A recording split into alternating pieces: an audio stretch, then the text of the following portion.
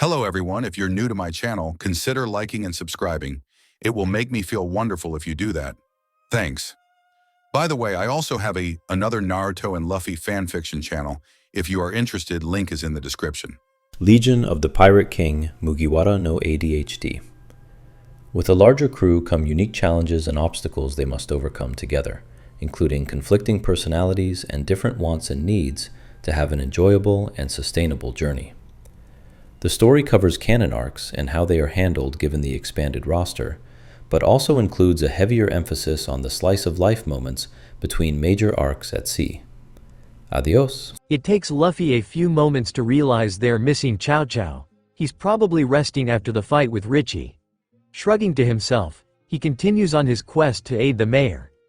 They arrive to see Mayor Boodle suspended in the air. Buggy's detached hand is wrapped around his neck, cutting off his oxygen. Luffy yells to get the pirate's attention. "You better leave him alone or I'll punch you so hard that your big nose gets flattened." Angry at the interruption and the insult, Buggy drops the mayor and shifts his attention to Luffy. "What in the hell is wrong with you, boy? Don't you know that you shouldn't interrupt a pirate doing their work? I was just flashily demonstrating to the mayor where he sits in the pecking order." Anger fills his voice. "And don't talk about my nose, you ingrate." Picking himself up, Mayor Boodle turns his anger on Luffy. "What do you think you're doing here? This is Orangetown business. We don't need outsiders like you trying to solve our problems. I'm not letting you take this fight from me, old man." Walking calmly towards the mayor, Luffy smiles before grabbing the mayor's face and slamming the side of his head into a neighboring building, knocking him out. Nami, Rika and Kobe rush over to the unconscious mayor. Nami screams, "Why the hell did you just do that?" And they say I'm the dumb one. Shrugging his shoulders and turning his back on the trio to face down Buggy, Luffy replies coolly, "Felt like it."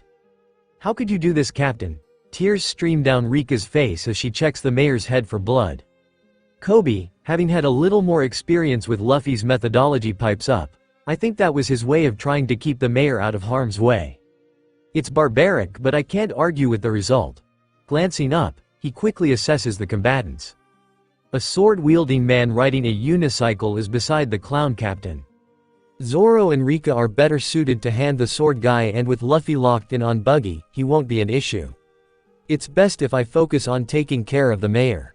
He directs his attention to the younger girl. "Rika, I saw you grab some smelling salts when we got off the ship. Hand those over and I'll wake up the mayor. You and Zoro keep the guy on the unicycle out of Luffy's way." Switching his focus to the older girl, he continues, "Nami, don't let Luffy get into too much trouble." The girls nod in silent acknowledgement. Rika wipes the tears from her eyes before fishing a small vial of smelling salts out of her pocket and handing it over to Kobe. She then stands up and rushes over to Zoro to fill him in on the plan. Nami glances around. "Can I use the fighting as cover to grab the treasure I stashed earlier? I don't owe anything to these pirates, so I have no reason to put my neck on the line for them." Satisfied that the others are engaging meaningfully, Kobe lifts the mayor over his shoulder and carries him back to his house, away from the danger. Ignoring the commotion behind him, Luffy cracks his knuckles. He stomps towards Buggy. "Hey big nose, I never got the chance to pay you back for having your goons lock me in that cage." His voice is happy and high-pitched, but his face and eyes are cold and menacing, sending alarming mixed signals to the clown pirate. "What a brat." Buggy is again filled with rage about the nose comment. "Stupid boy. You could have run away and saved yourself a world of hurt. I'll make you regret making such a flashy mistake." Pulling out 6 knives, Buggy places them between the pointer, middle, ring and pinky fingers on each hand. As the blades protrude from his fingers, they form makeshift spiked knuckles. He detaches the hands from his arms, allowing them to float up into the air above his head. As the pair begin their assault on one another, the unicyclist attempts to move between Buggy and Luffy. He is stopped by Zoro. "Hey freak show, I think the captains can handle themselves without your help. Come over here so we can give you a real fight." Drawing Wado Ichimonji, Zoro glances down at Rika. "Rika, I'm only going to fight with one sword against this guy. Watch me and try to copy how I move and attack." The girl nods and the pair shift their focus to the oncoming swordsman. Answering Zoro's challenge, the unicyclist launches himself towards the pair. His legs pump greedily as he builds speed towards them. Once he has gotten close, he confidently proclaims, "I am Acrobat Kabaji, Captain Buggy's chief of staff. You are about to die by my blade." As soon as Chabaji says his name, the combatants hear Luffy's laughter from down the street. The boy's naturally loud voice is muffled as it travels across the battlefield. Shishi. That's so stupid. Who names their kid Cabbage? Infuriated by Luffy's mockery, Kabaji bellows, "You will all pay for your insolence." Skidding to a stop before the older swordsman and his young protege, Kabaji shouts, "Arsonist technique." A stream of flames leaps from his mouth. Rika and Zoro jump in opposite directions to avoid being caught in the fiery attack. Twisting towards Zoro, Kabaji deftly unhooks his leg from the pedal of his unicycle and aims a kick at the wound Buggy inflicted earlier that day. The moment Kabaji's boot connects with the newly formed scabs, they are torn away and his stomach again oozes blood. The blow catches Zoro by surprise, having expected a sword fight, and he screams out in pain before falling onto his back on the dirt road. What a cheap trick. Turning to face Rika, Kabaji drives the tip of his sword into the ground. Acrobat technique. Murder at the steam bath. He twirls his blade rapidly in front of him, like a fan. Each time the blade slices the dirt, it kicks dust into the air, which is kept airborne by the gusts of wind coming from his whirling sword. The technique generates a thick sand screen between himself and his opponent. As soon as he is fully obscured from view, Kabaji jumps at Rika, hoping to catch her by surprise. His sword is swung high over his head, ready to bisect her with a single attack.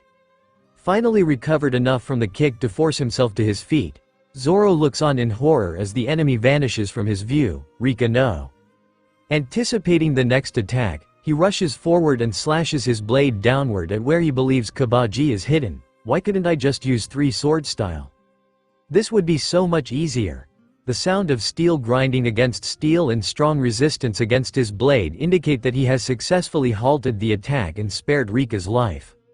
As the dust dissipates, Zoro continues to hold downward pressure on the blade, preventing the unicyclist from striking Rika. That was a vertical block. See how he cannot complete his strike because of the force of my sword on top of his? Kabaji's mouth is little more than a slit. He shakes with rage as he attempts to overpower the powerful swordsman. I can't hold him much longer. As he feels the blade slipping, Zoro shouts, "Rika, move out of the way." Oh right. Broken from a trance at the sound of her name, Rika steps to the right, out of the path of the attack her sensei is holding back.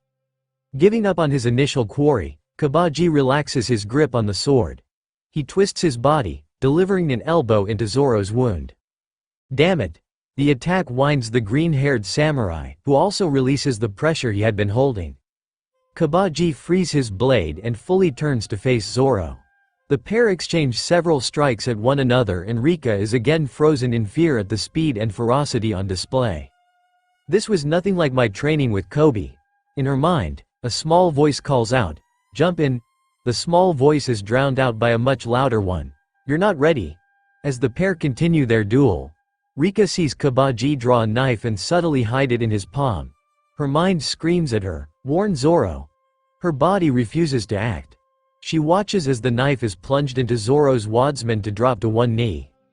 Not again. Zoro's eyes glaze over from pain. He recovers quickly as Kabaji wheels towards him to gloat. Pulling the knife out and tossing it to the side, the swordsman's features become cold as he draws the white blade of his sword across his body in a defensive posture. Are you having fun picking at my wound? It's starting to piss me off. His eyes dart behind Kabaji to Rika. He sees the fear and apprehension on her face. Come on, Rika. Now is not the time to be afraid. His face softens. Rika, you don't have to be afraid of this guy. Behind all of his underhanded tricks, just a weakling. It feels as if the swordsman's words reach from his mouth into Rika's chest to wrap around her heart. A wave of calm washes over her. The calm is immediately replaced by fury at Kabaji for hurting Zoro. Leave sensei alone. Tightening the grip on her sword's hilt with both hands, she lets loose a feral scream as she slashes at the clown pirate from behind. Hearing the girl's scream, Kabaji wheels out of the way of the attack before pedaling several feet away from the swordsman. From his retreated position he sees them both, preventing either from launching a surprise attack from behind. He laughs at Rika. Kukakuku. So she has some fight in her after all. All this time I thought she was just a mannequin, completely unable to move. Bouncing back and forth as she takes a few practice swings. The girl meets his eyes. I can move just fine. I just wanted to give sensei a chance to beat you on his own. But it looks like he needed my help after all. Running towards Kabaji, she swings her blade horizontally across her body. The unicyclist spins as he dodges the attack, but her blade slices through the middle of his long cape. Take that. The fabric crumples to the ground and Kabaji's face contorts in rage. That was expensive. I'll make you pay for that. As he charges towards Rika, he fails to notice Zoro flanking him. The older swordsman delivers a horizontal slash low to the ground that cuts cleanly through the tire of his unicycle. He lands on his back as the rubber deflates and wraps around itself. Stepping over the downed opponent, Zoro aims his sword at the man's chest. Don't forget about me if you value your life. Kabaji swings his sword to deflect Zoro's to the side. Kicking his feet free from his unicycle, the acrobat jumps backward onto his feet, demonstrating his nimble footwork. Panting from newfound exhaustion, he tries to figure out how to fight master and apprentice together. From seemingly out of nowhere, a fist holding 3 blades flies past Kabaji towards Rika. She screams out in fear. Before Buggy's sneak attack can meet its mark, Zoro slides in front of the girl and parries the blow. The knives are flung into the door of a house to their left, where they are impaled in the wooden frame. They hear Luffy's unmistakable voice. Sorry about that, won't happen again. Capitalizing on the distraction provided by Buggy's surprise attack, Kabaji dips his body low and darts towards Zoro, taking advantage of the large man's blade arm being fully extended following his parry, leaving him defenseless from the front. The acrobat drives his blade into the still bleeding wound he had been attacking earlier. The attack earns a loud cry of pain from the veteran swordsman as yet more blood flows freely from his wound. In a mocking tone, Kabaji echoes Zoro's previous taunt, "Don't forget about me if you value your life." Zoro's pained expression is replaced with an evil grin, and he grabs the swordsman's shoulder with his free hand, pulling him closer. As the swordsman pulls, the blade is driven deeper into his wound. "Rika, it's time to end this." Nodding, Rika takes advantage of the situation and delivers a flurry of slashes to Kabaji, who can't move to defend himself as Zoro's iron grip holds him in place. With a final jab of her blade into his wrist, she yells, "One sword style. Timeout strike." Her blade slices through his flexor tendon.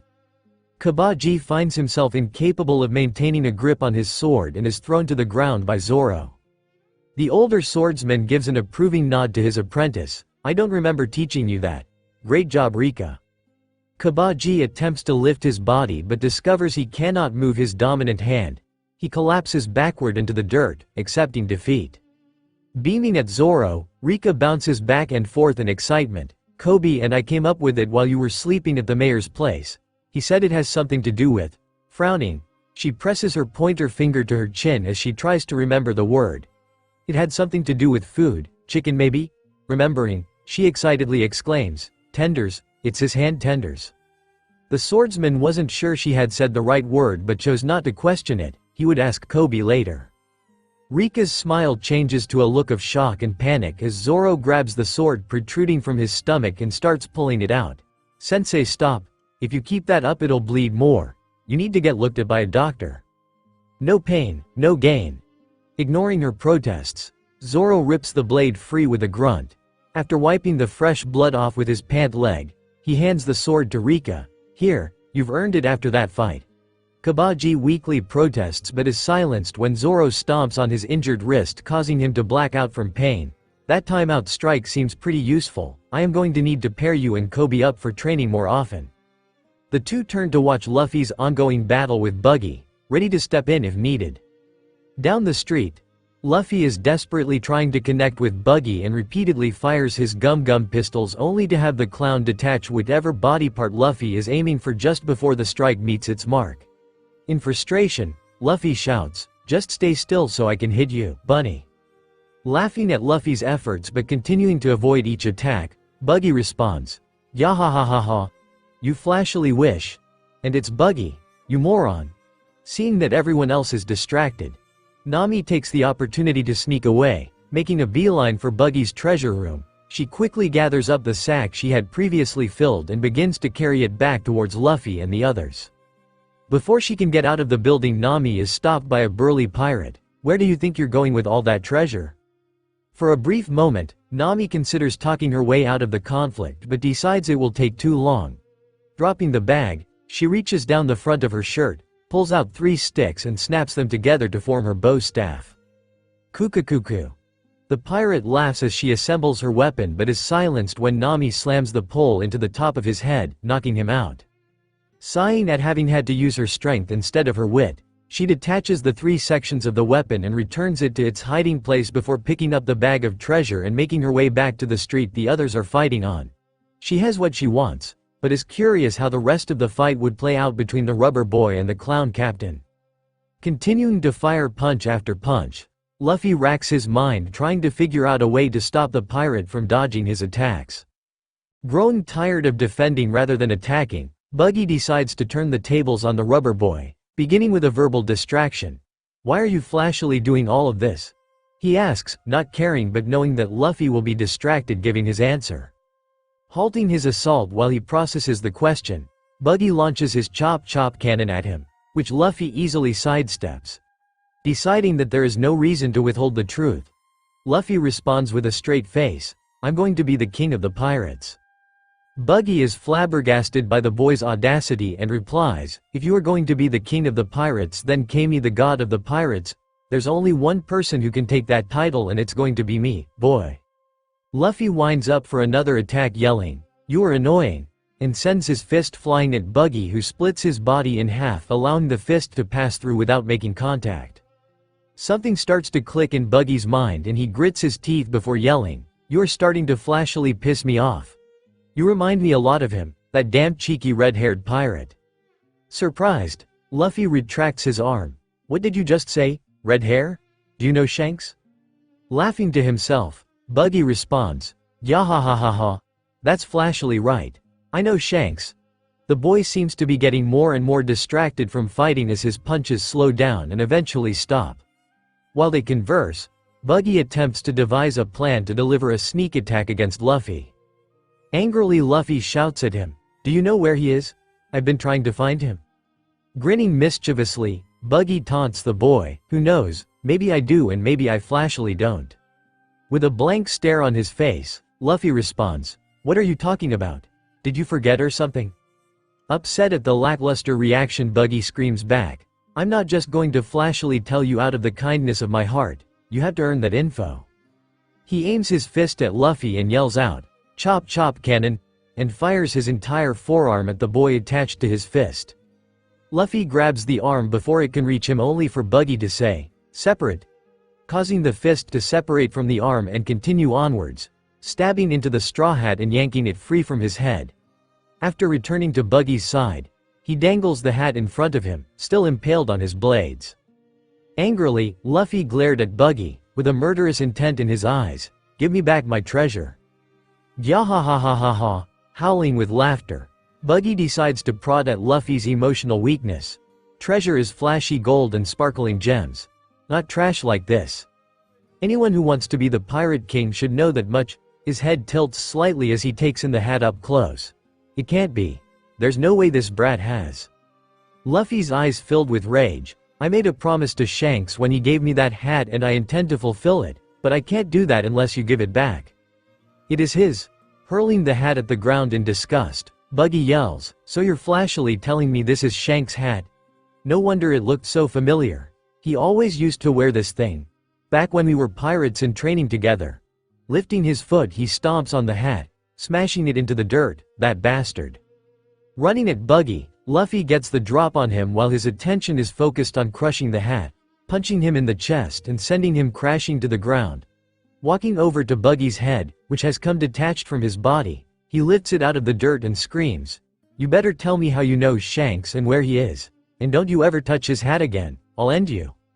Temporarily defeated, Buggy resigns himself to telling his story and says to Luffy, "You want to flashily know? Fine, I'll tell you. Shanks is the person I hate more than anyone else in this world." Still holding Buggy's head in one hand, Luffy walks over to his straw hat, Picking it up off the ground, he carefully dusts it off before placing it back on his head. The slashes on the top caused his hair to poke through. He would need to figure out how to fix that later, but for now, it was safest with him.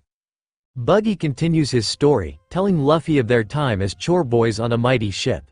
He is purposefully vague about which ship and the identity of their legendary captain, not wanting to give away too much information to Luffy and instead focusing on the many arguments the two young pirates got into and how Shanks had tricked him into eating his devil fruit, permanently removing his ability to swim and dooming him to a life of conflict with the sea.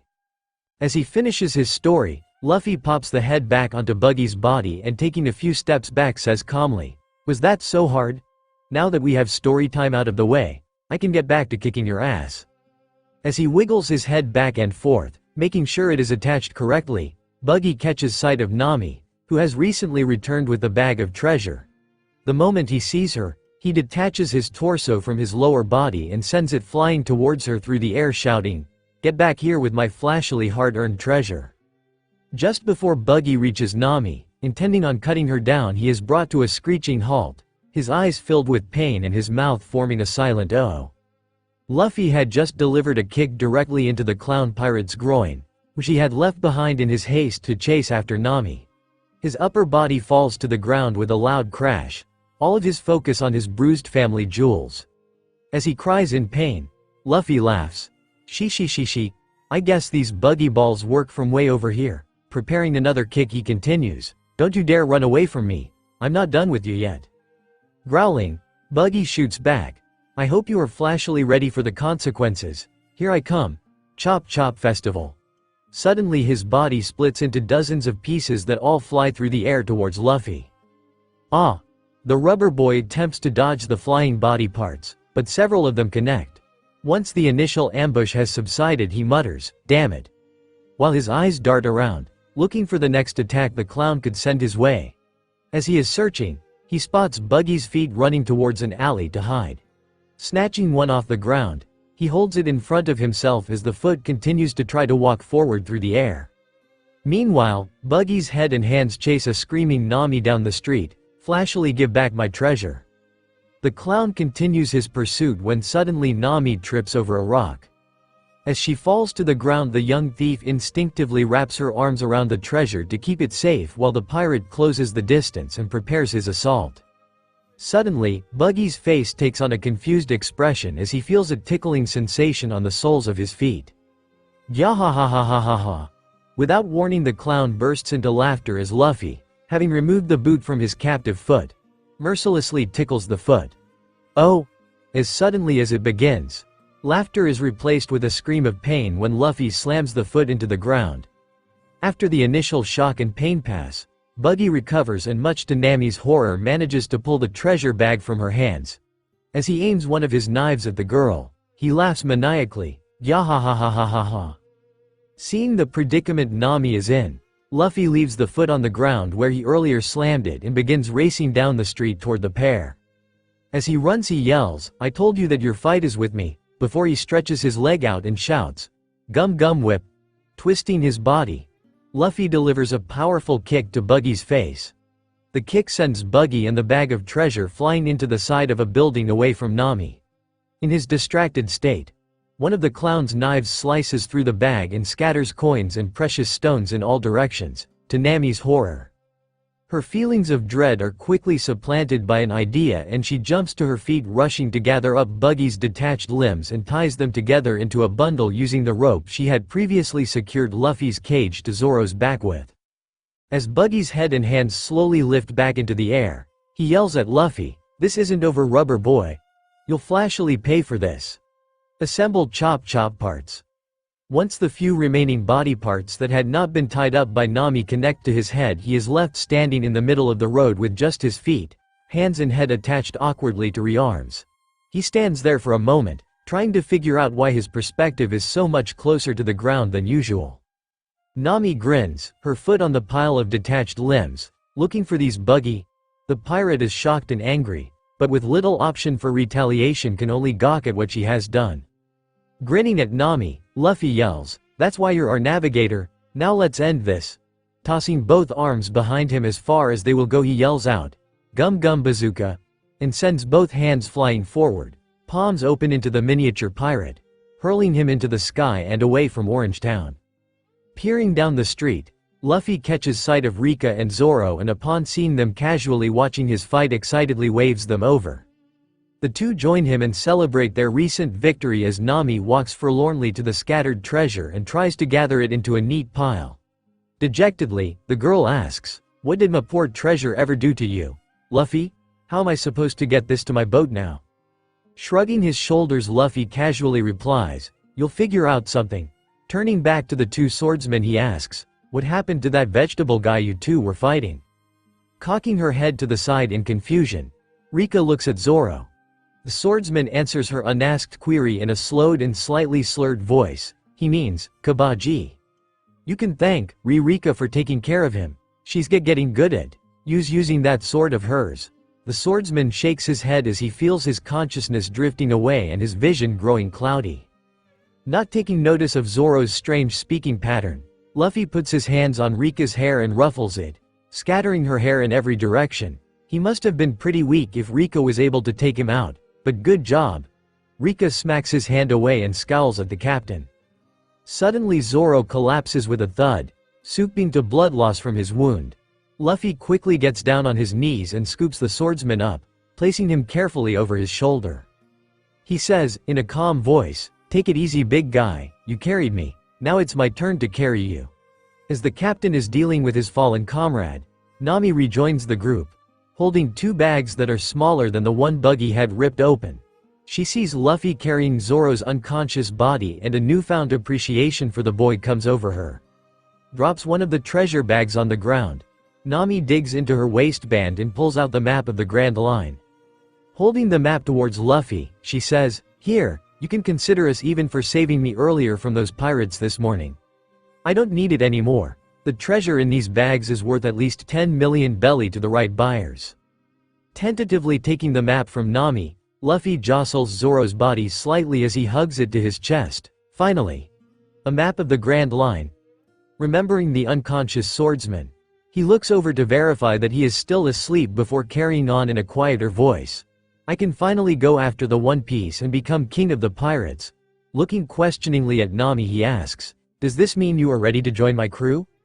Putting her hands on her hips, Nami yells at Luffy out of pure instinct, "Hell no. I told you I will never join a pirate crew no matter what." The noise causes Zoro to stir slightly and Nami slaps her hand over her mouth, not wanting to wake him before his body has had the chance to recover. Taking a few moments to more carefully consider the proposition, she allows her shoulders to relax. "Maybe I can bend that rule if there is something in it for me. Spending time with you has been pretty profitable so far. I'm not joining you because I want to be a pirate, it's just the easiest way I can think of to make money." Shrugging the shoulder that Zoro is not draped over, Luffy responds, "That's a good enough reason to me." Stirred from his sleep again by Luffy's jostling, Zoro tries to lift his head only to find that he is upside down, draped across the captain's back.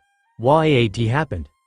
Luffy pats the swordsman's leg that is dangling across his chest and says, "Good things, Zoro.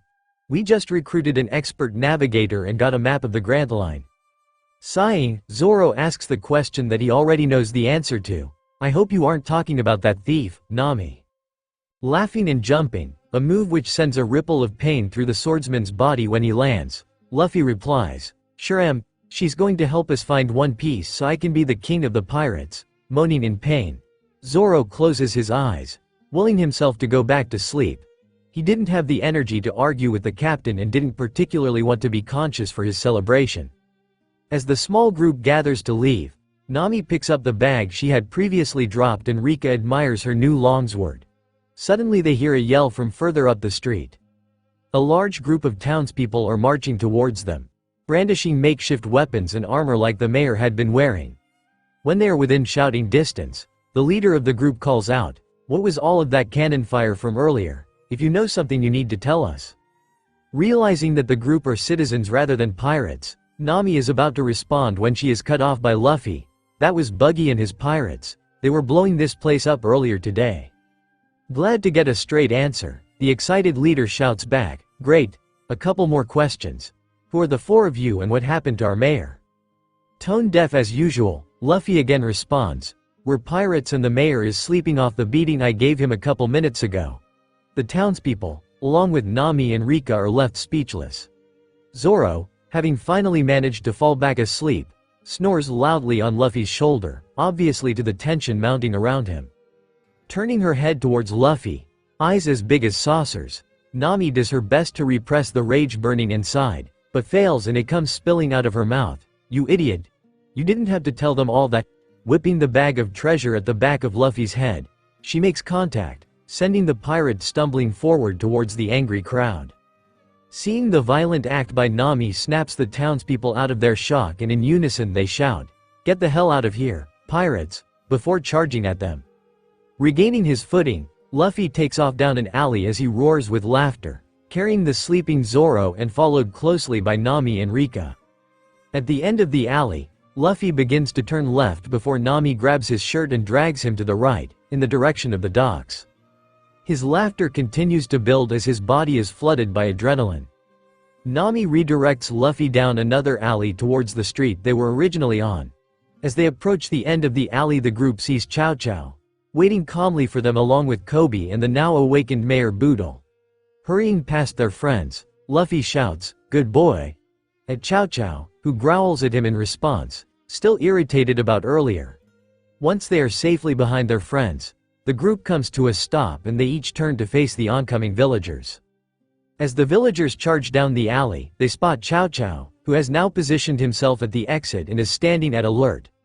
The fur on his back is standing on end and he is growling threateningly at the approaching mob with his teeth bared. The villagers come to a quick halt, not wanting to trample the dog and seeing that their quarry has stopped fleeing. Before the villagers have a chance to shoo Chow Chow away, Mayor Boodle addresses them. "I understand your confusion, friends. I was confused when I first met these pirates, and believe me, I did not appreciate the beating their captain gave me." Turning around, the old man glares at Luffy for a moment before he turns back to the crowd and resumes his speech. "But these pirates just defeated Buggy and his entire crew. They gave us our town back, we owe them our lives." Seeing the villagers' puzzled expressions, Chow Chow, Kobe, Nami and Rika all nod in affirmation of the mayor's words. Luffy, having already grown bored of the speech, catches sight of a butterfly and begins chasing it. One of the braver townies shakily asks, "So, if they aren't the villains we need to bring justice to, who is?" Shrugging his shoulders, the mayor gives the best answer he can think of. "Nobody really. These pirates did a pretty good job, despite their captain's unique attention span." He waves his hand absent-mindedly towards Luffy, who is giggling gleefully as he leaps at the butterfly, attempting to pluck it out of the sky. Every time he lands, Zoro lets out a painful moan. The townie, still lost about what to do, asks Mayor Boodle, "If there is nobody we need to bring justice to, what should we do?" With a loud harump, the mayor spreads his arms at the destroyed buildings around them. "The Buggy pirates may have decimated our homes, but we can rebuild them together. When I helped found Orangetown 42 years ago, this place was nothing but dirt. We poured out our blood, sweat and tears to build this home. We did it then and we can do it now. Let's rebuild our city." A loud cheer goes up from the crowd, which quickly disperses to scour the ruins of their town for anything salvageable. Turning back to Kobe, who had woken him earlier and explained the situation, he says, "I believe I owe my gratitude to that lunatic captain of yours." Making his way towards Luffy, the mayor clears his throat to get the boy's attention. "We owe you our lives, pirate. How can we repay you?" At the sound of the word payment, Nami's heart leaps, thinking about all of the money they could get as a reward. Before she has a chance to suggest monetary compensation, Luffy blurts out, "Meat. All the meat, a couple of travel supplies. Can't think of anything else." Squashing a scream inside her head, and Nami plasters on a smile. Calmly and deliberately she asks, "Are you certain there isn't anything else we need, Captain?" She lifts one of the bags of treasure as a hint. Resting his fingertip against his chin and thinking carefully about the question, Nami attempts to will the pirate to ask for money. Luffy lets out a contemplative, before shrugging his shoulders. "Nope, that's it. But thanks for asking, Nami." Filled with rage, Nami screams profanities in her head as she plasters on a happy face to disguise her internal dialogue. The mayor laughs at the boy's simple request. "I think we can do that. I'll have one of the boys round up some food and supplies and have it ready for you on the dock in the next hour." Thanks for everything, Luffy. With that, he strolls off into the town to search for help fulfilling the pirate's request. Laughing, Luffy starts skipping towards his boat, causing Zoro's chest to smack repeatedly against his back, waking the irritated swordsman. As he goes, Luffy shouts, "Let's get ready to set sail as soon as the mayor gets back with our food." Slightly delirious and in a great deal of pain from being jostled about, Zoro shouts, "Watch it, Luffy." Remembering the swordsman, the boy slows to a walk. The rest of the group follow him to the docks and find that both Luffy's dinghy and Nami's sailboat happen to be moored next to one another. Setting one of the bags of treasure on the ground, Nami hops onto her boat with the other and stows it safely under a bench, near the treasure she had previously accumulated. Luffy points at the bag she left behind. "Aren't you going to take that one?" Glancing over the side of the boat, Nami responds, "No, with smaller ships like these it's best to keep the treasure separate. That way if something happens and one of the boats sink, I'll only lose half of my money." She goes back to tidying up her ship before calling out to Rika, "Sweetie, I think you should ride with me. It's not good for a little girl to be spending so much time with these thugs." Luckily Luffy is distracted, this time by a dark blue lizard that he is following around, and does not notice the comment about him being a thug. Meanwhile Zoro has managed to fall back asleep and is peacefully unaware of what is going on around him. Kobe is suspiciously absent, unnoticed by the others. Bubbling with excitement, Rika rushes over to the side of Nami's boat, peering inside at the older girl. Questions tumble unfiltered from her mouth. "Are you sure? That would be so cool, it'll be like a sleepover. What should I do? All of my cooking and sleeping supplies are on the other boat." Laughing and shaking her head at the girl's excitement, Nami answers her questions in the order they were asked. "Of course, sweetie. Make sure you grab whatever you will need for tonight in the morning, but don't worry if anything gets left behind. I'm sure the boys wouldn't mind tossing it over from their boat." With a squeal, Rika skips over to the dinghy she arrived on and leaps over the side. Not looking where she is going, she steps on something much softer than she expected. Looking down, she sees the three tightrope walking Funan bros grinning mischievously up at her from the ground, and Kobe with a gag in his mouth and his arms and legs tied together laying next to them. The pirate she is standing on grabs Rika's leg and wrestles her to the ground while she lets out an ear-piercing scream, "Help!" Luffy, startled by the noise, abandons the lizard and rushes over. Dumping Zoro onto the ground next to the boats, he looks in and sees two of the pirates pinning the girl to the ground and one beginning to tie her arms and legs. Next to the group, Kobe is already bound and gagged and his cheeks are wet from crying. The captain yells to get the pirates' attention. "What in the hell do you think you are doing on my ship?" The first pirate looks up, a devilish grin on his face, and responds, "We've been waiting for you all to come limping back after our captain kicked your asses. Now that you're here, we are going to capture you for the ransom reward. Buggy will be so happy, we might even get promoted." Confused, Luffy cocks his head to the side. "Why would you get a reward for capturing us? None of us have a bounty." The pirates freeze. They had assumed, after being so easily overpowered earlier, that these pirates all had bounties. Learning that they were bountyless was a hiccup they were not anticipating. Thinking fast, the pirate says, "Fine, then we will just toss you into the ocean. That way you'll never bother us again." Wrinkling his brow, Luffy decides to reason with the trio. "You sure about that? I just kicked your boss's ass and scared your whole crew into abandoning this island. I'm pretty sure this isn't going to work out how you think it is."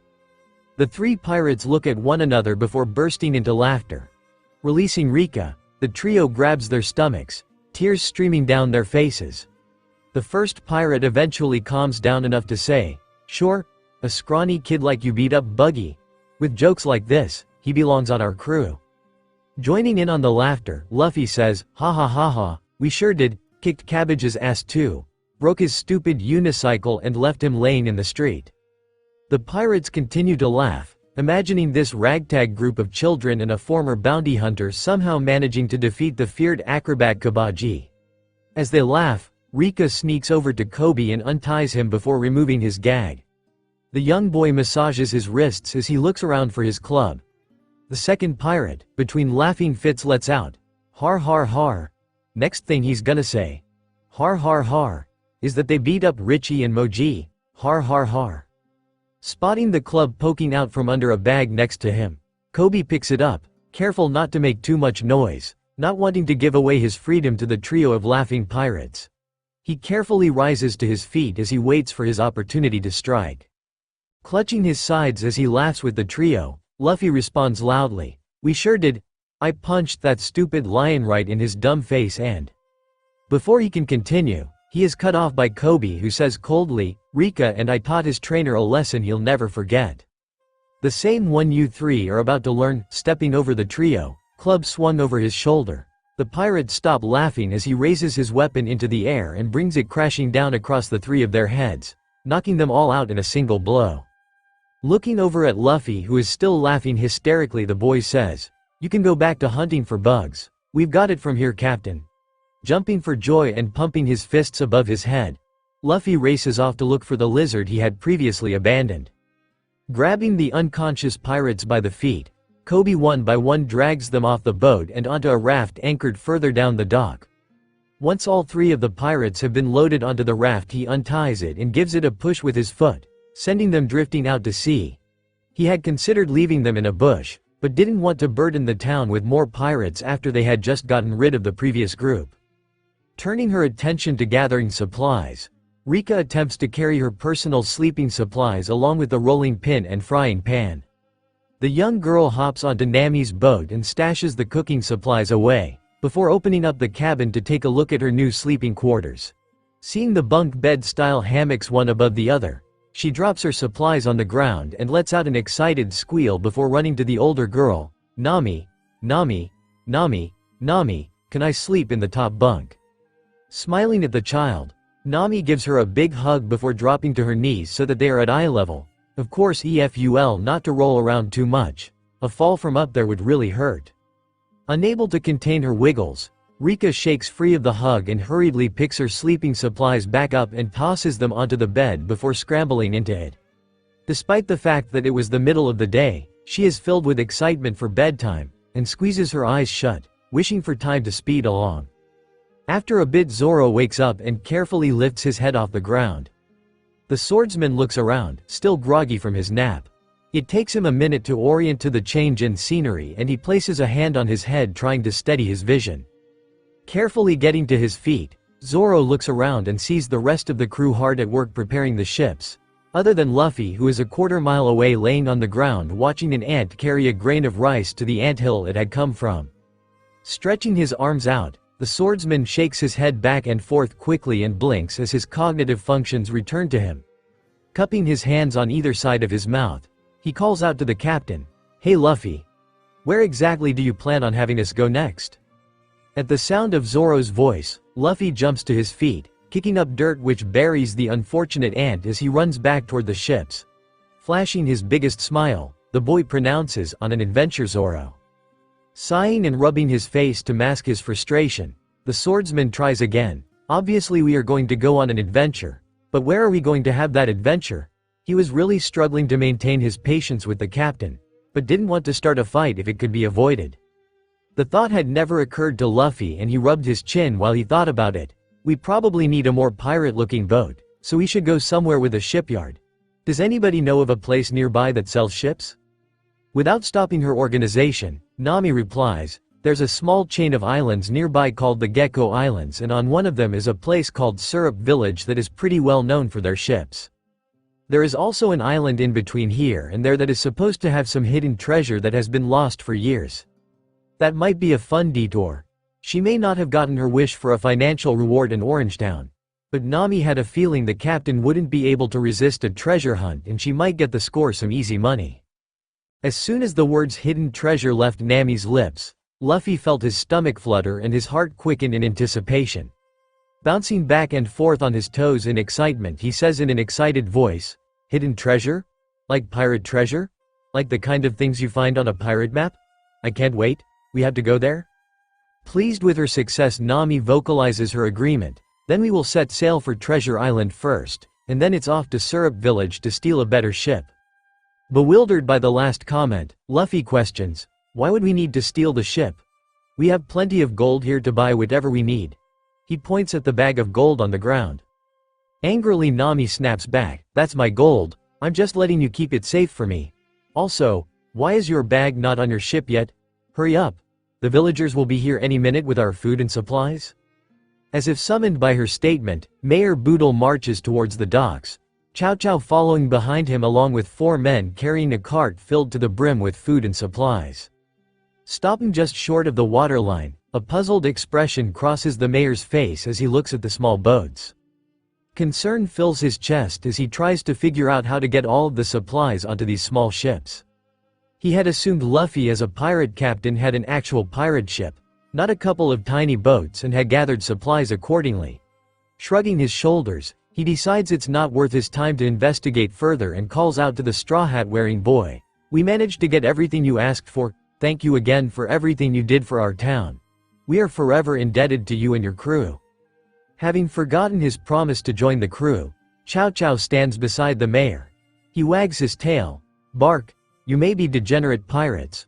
Bark. But we couldn't have done this without you. Bark. I hope when the Marines catch you, bark, that they make your executions quick and painless." Smiling at the small dog, Luffy replies, "You are too kind. We'll miss this place too, Chow Chow." Grabbing the supplies and food from the cart, the crew loads it all into the boats, packing things into every nook and cranny until there is no empty space left. The boats appear to be several inches lower in the water than they were prior to loading them up, due to the weight of all of the supplies, but Luffy is not concerned.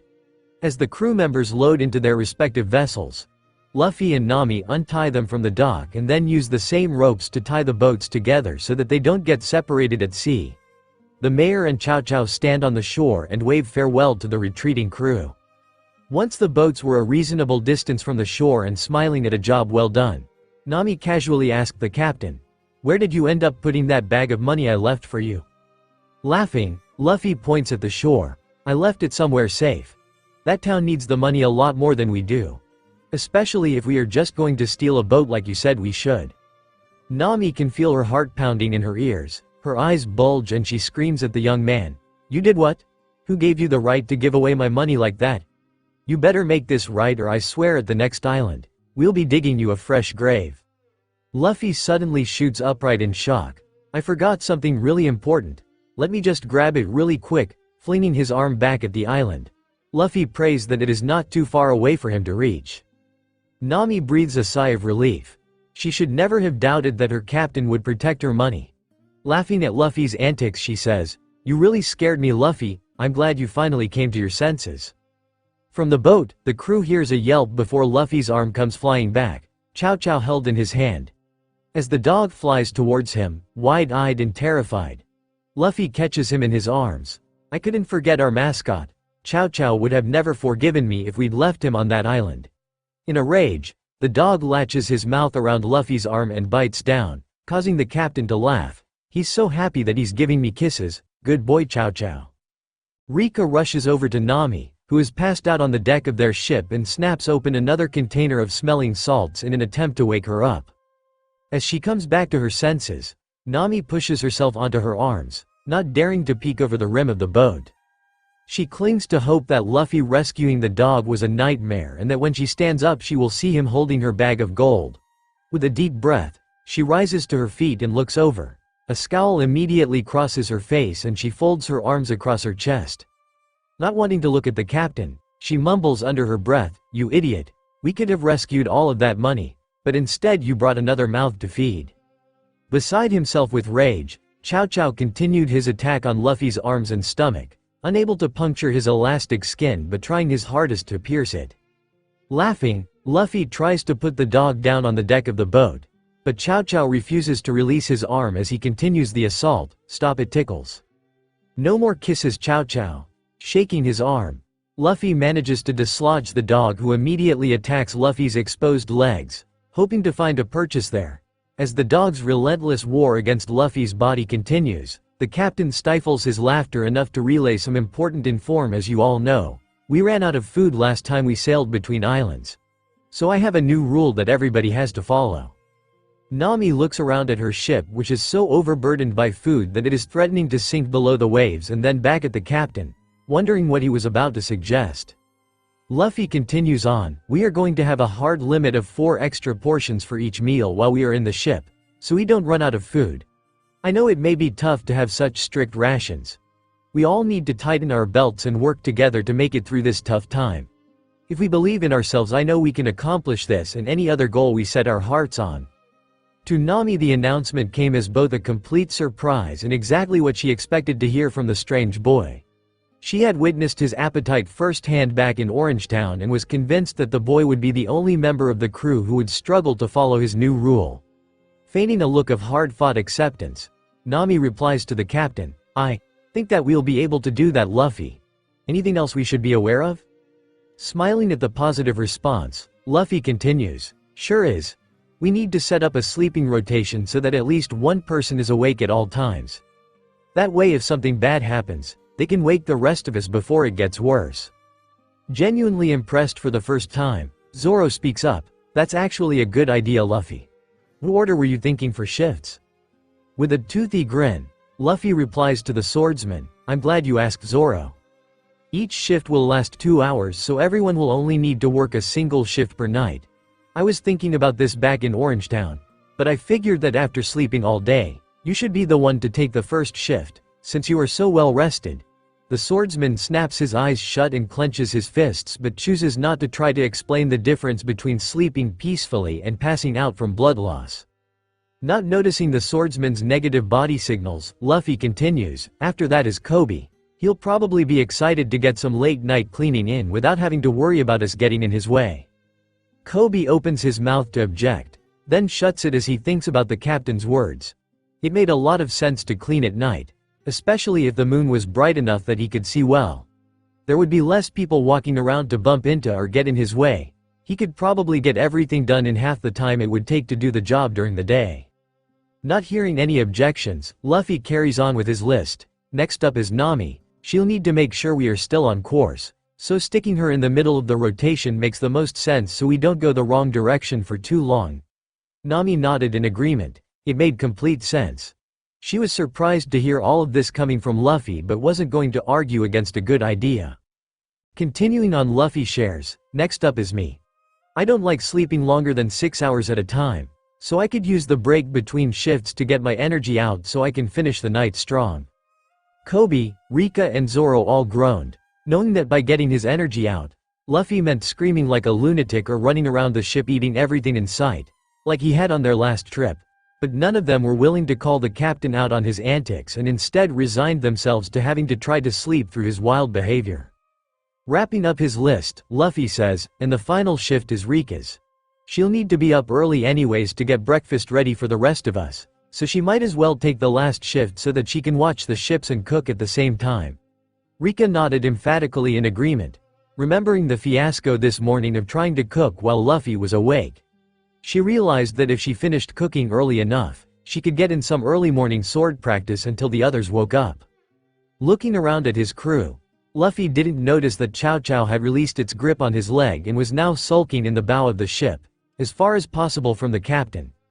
Wanting to make sure his point was heard, he asks, "Does anybody have any questions?"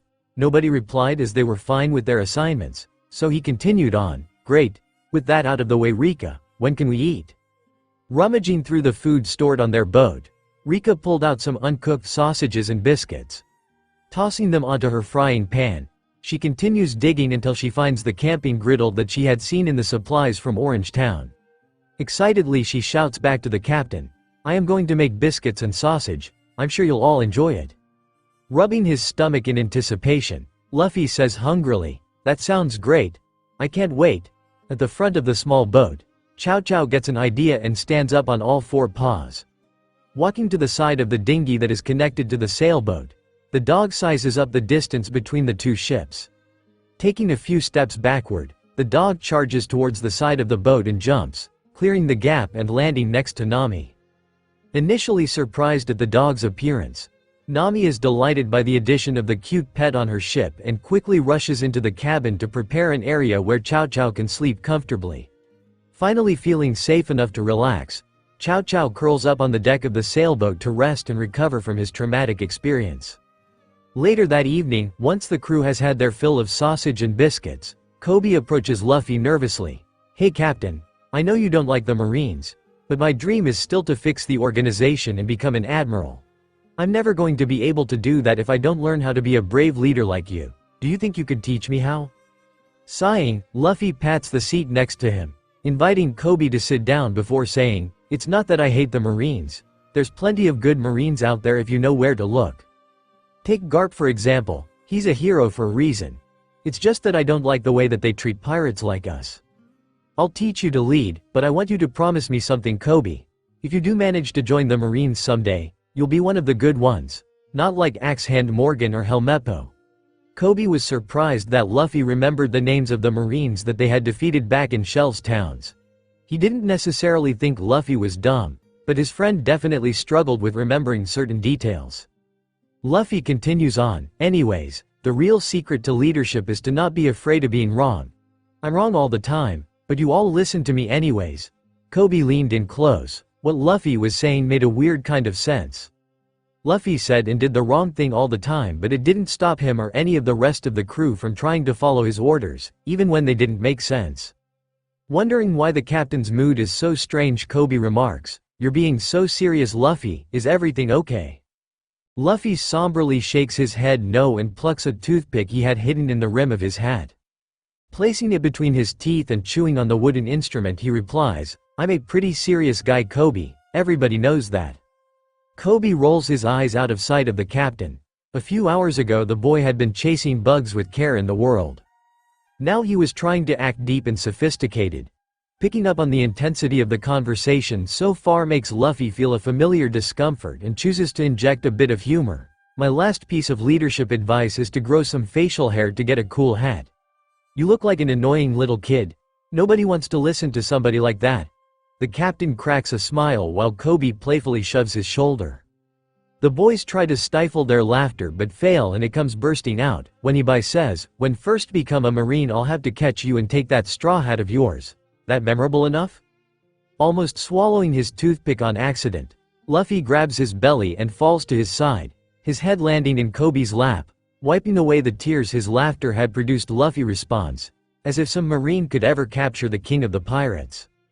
You would have to get through all of my fleets to even stand a chance." Kobe chooses not to bring down the mood by mentioning that the current pirate era had in fact been kick-started when the Marines executed the previous pirate king. The boys continue to laugh together for several minutes. Eventually they both settle down and Kobe gets up to clean the boat, leaving Luffy sitting by himself. After some time Luffy lifts the straw hat off of his head and brings it in front of him. Staring down sadly at it, he traced the torn sections where Buffy's knives had ripped his treasured heirloom apart.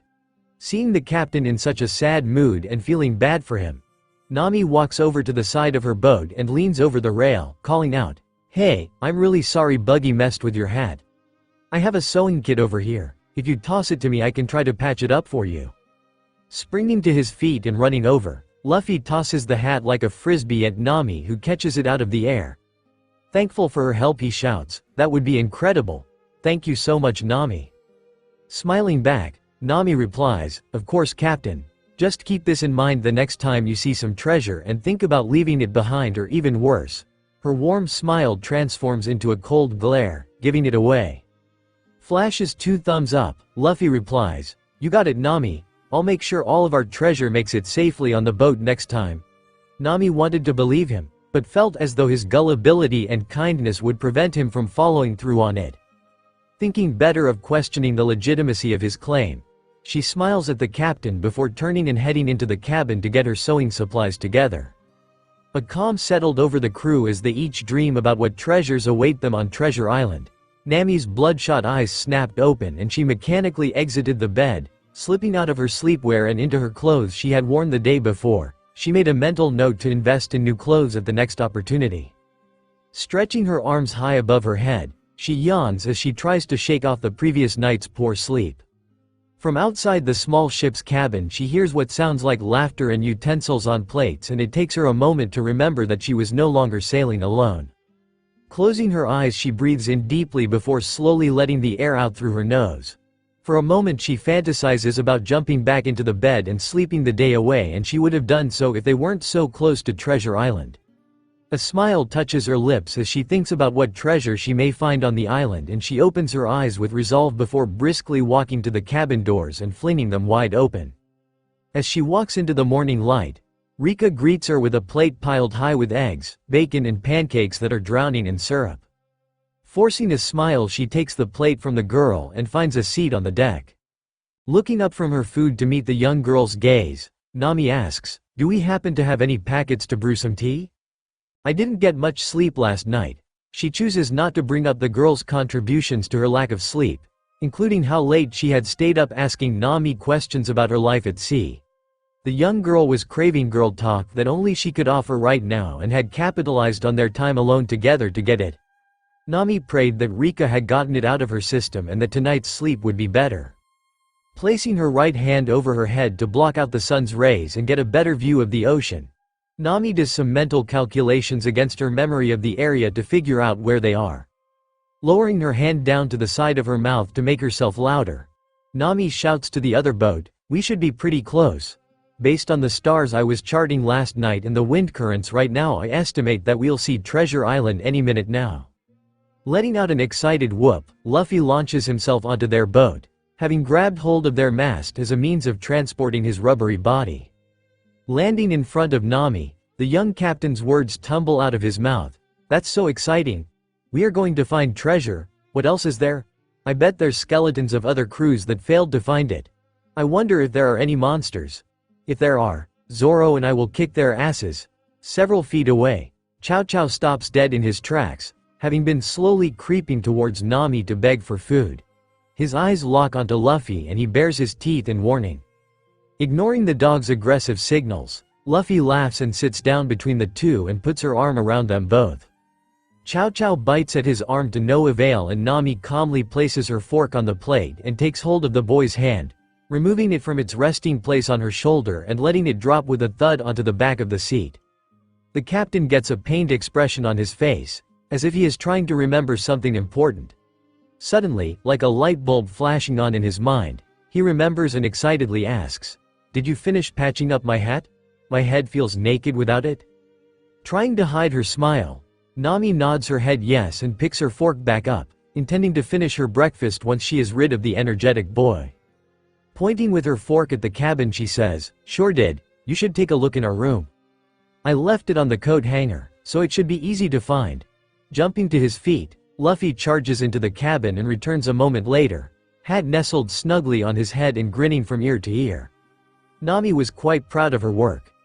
Had she known Rika would keep her up so late after finishing it, she probably would have saved the task for one of the upcoming sea days, but seeing the captain's smile made the task feel worth it.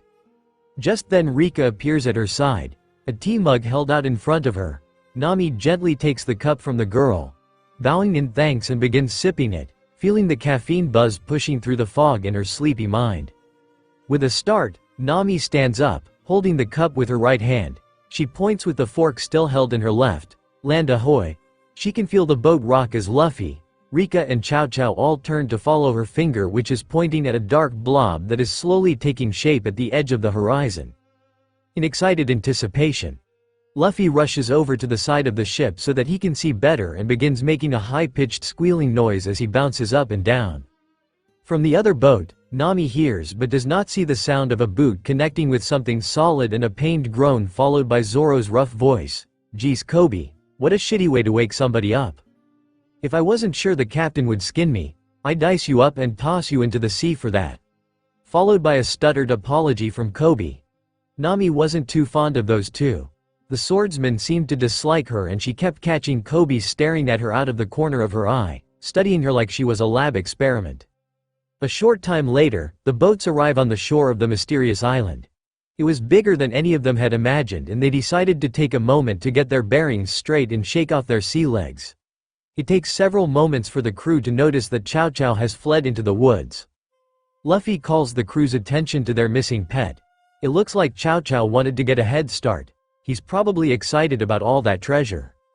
Faintly the crew hears a barking sound coming from what seems to be the other side of the island. Bark. "Finally free from my evil captor Luffy, bark. This is my new home and my new life." Laughing Luffy starts off in the direction of the barking and the rest of the crew follow.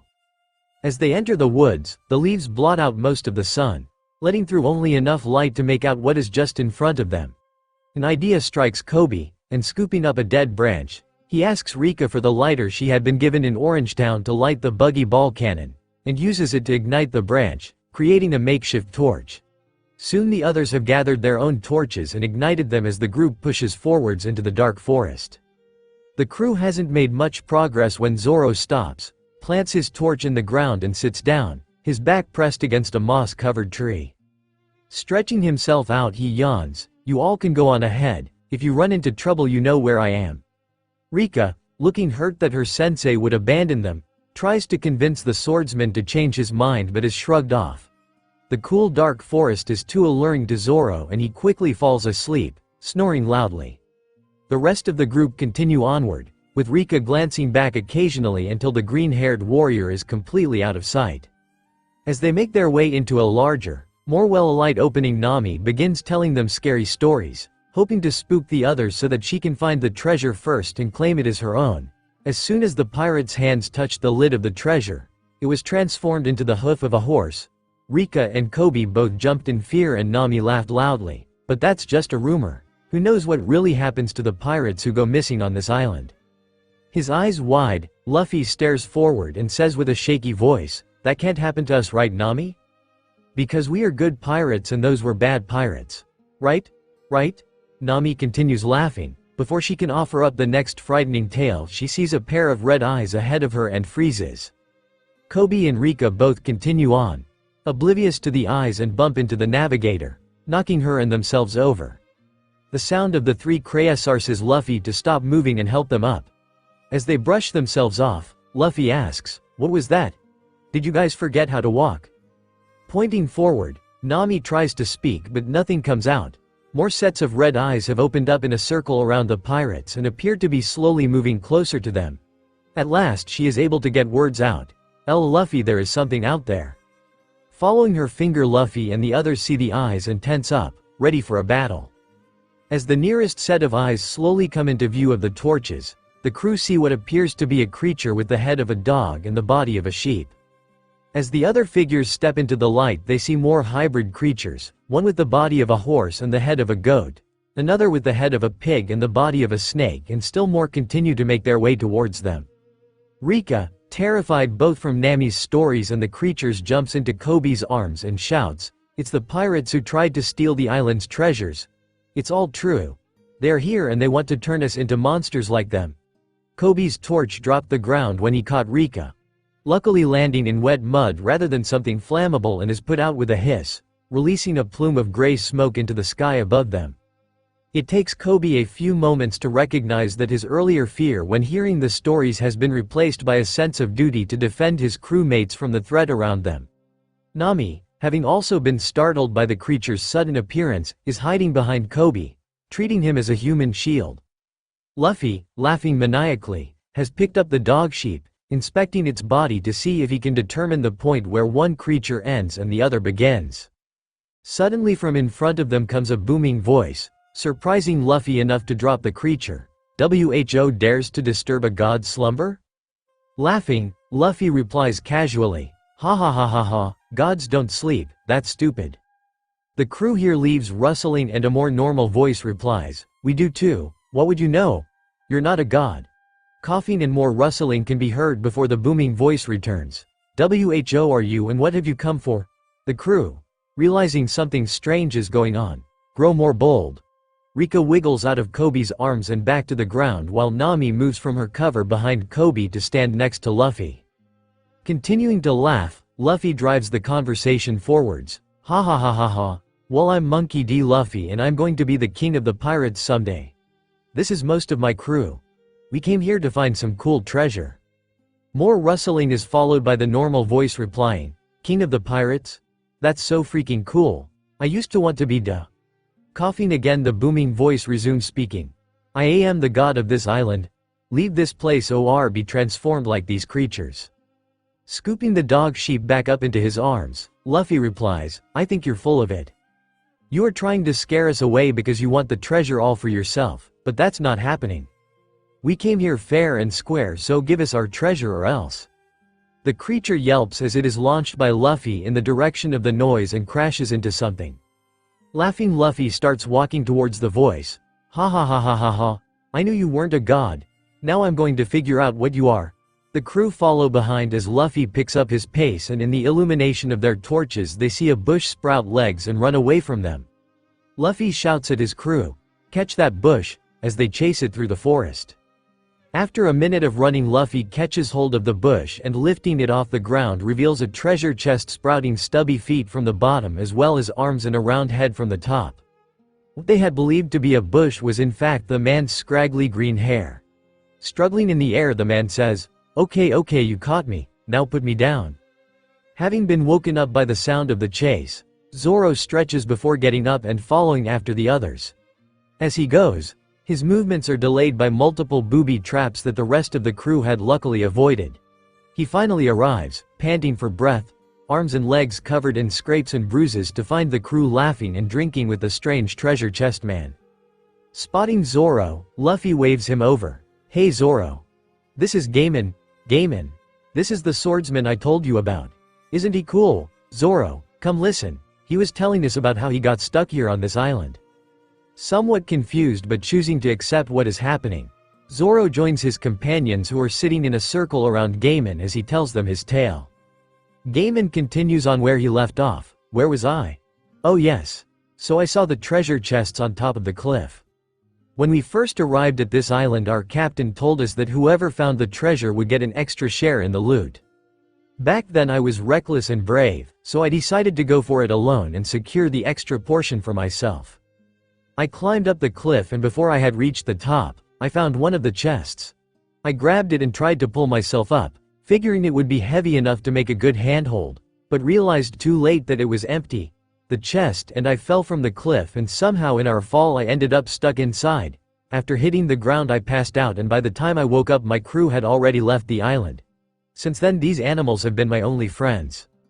Looking thoughtful, Luffy replies, "You probably couldn't get to the rest of the treasure because you were stuck in that thing, huh?" In sadness and shame, Gaiman replies, "Precisely." Smiling, Luffy stands up. "Then that settles it. I'll go get the treasure, and once I brought it down we will split it 50-50. That seems fair enough. I'll be doing all of the hard work, but you have been protecting the treasure most of your life." Tears in his eyes and hope in his heart, he responds enthusiastically, "Really? You would do all of that for me, even though we just met?" Laughing, Luffy looks up at the cliff conveniently situated next to the seated group. "Of course. We are friends after all." Tossing his arms up in the air, he catches hold of the rim of the cliff and yells, "Gum Gum Rocket!" sending his rubbery body flying up the face of the cliff and landing on the top. The group at the bottom waits in nervous anticipation until Nami finally shouts, "Well? Did you find anything, Luffy?" Luffy walks to the edge of the cliff so that he is in sight of the group below. Holding one of the treasure chests in his hands, he replies, "Sure did. But I've changed my mind. I'm keeping all of this treasure."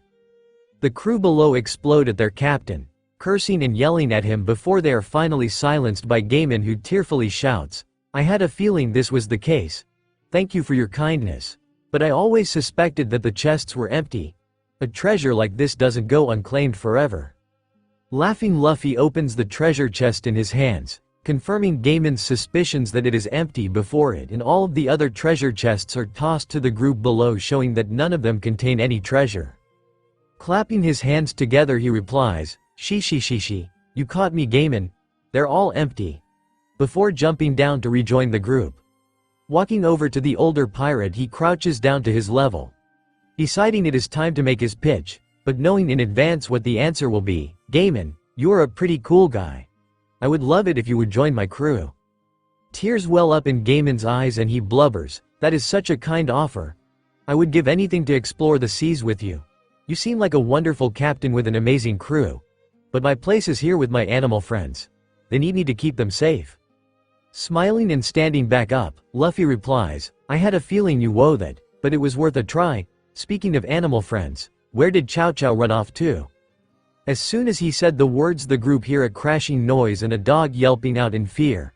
Suddenly Chow Chow emerges from the forest and lets out a scared bark. "Get away from me, you monsters!"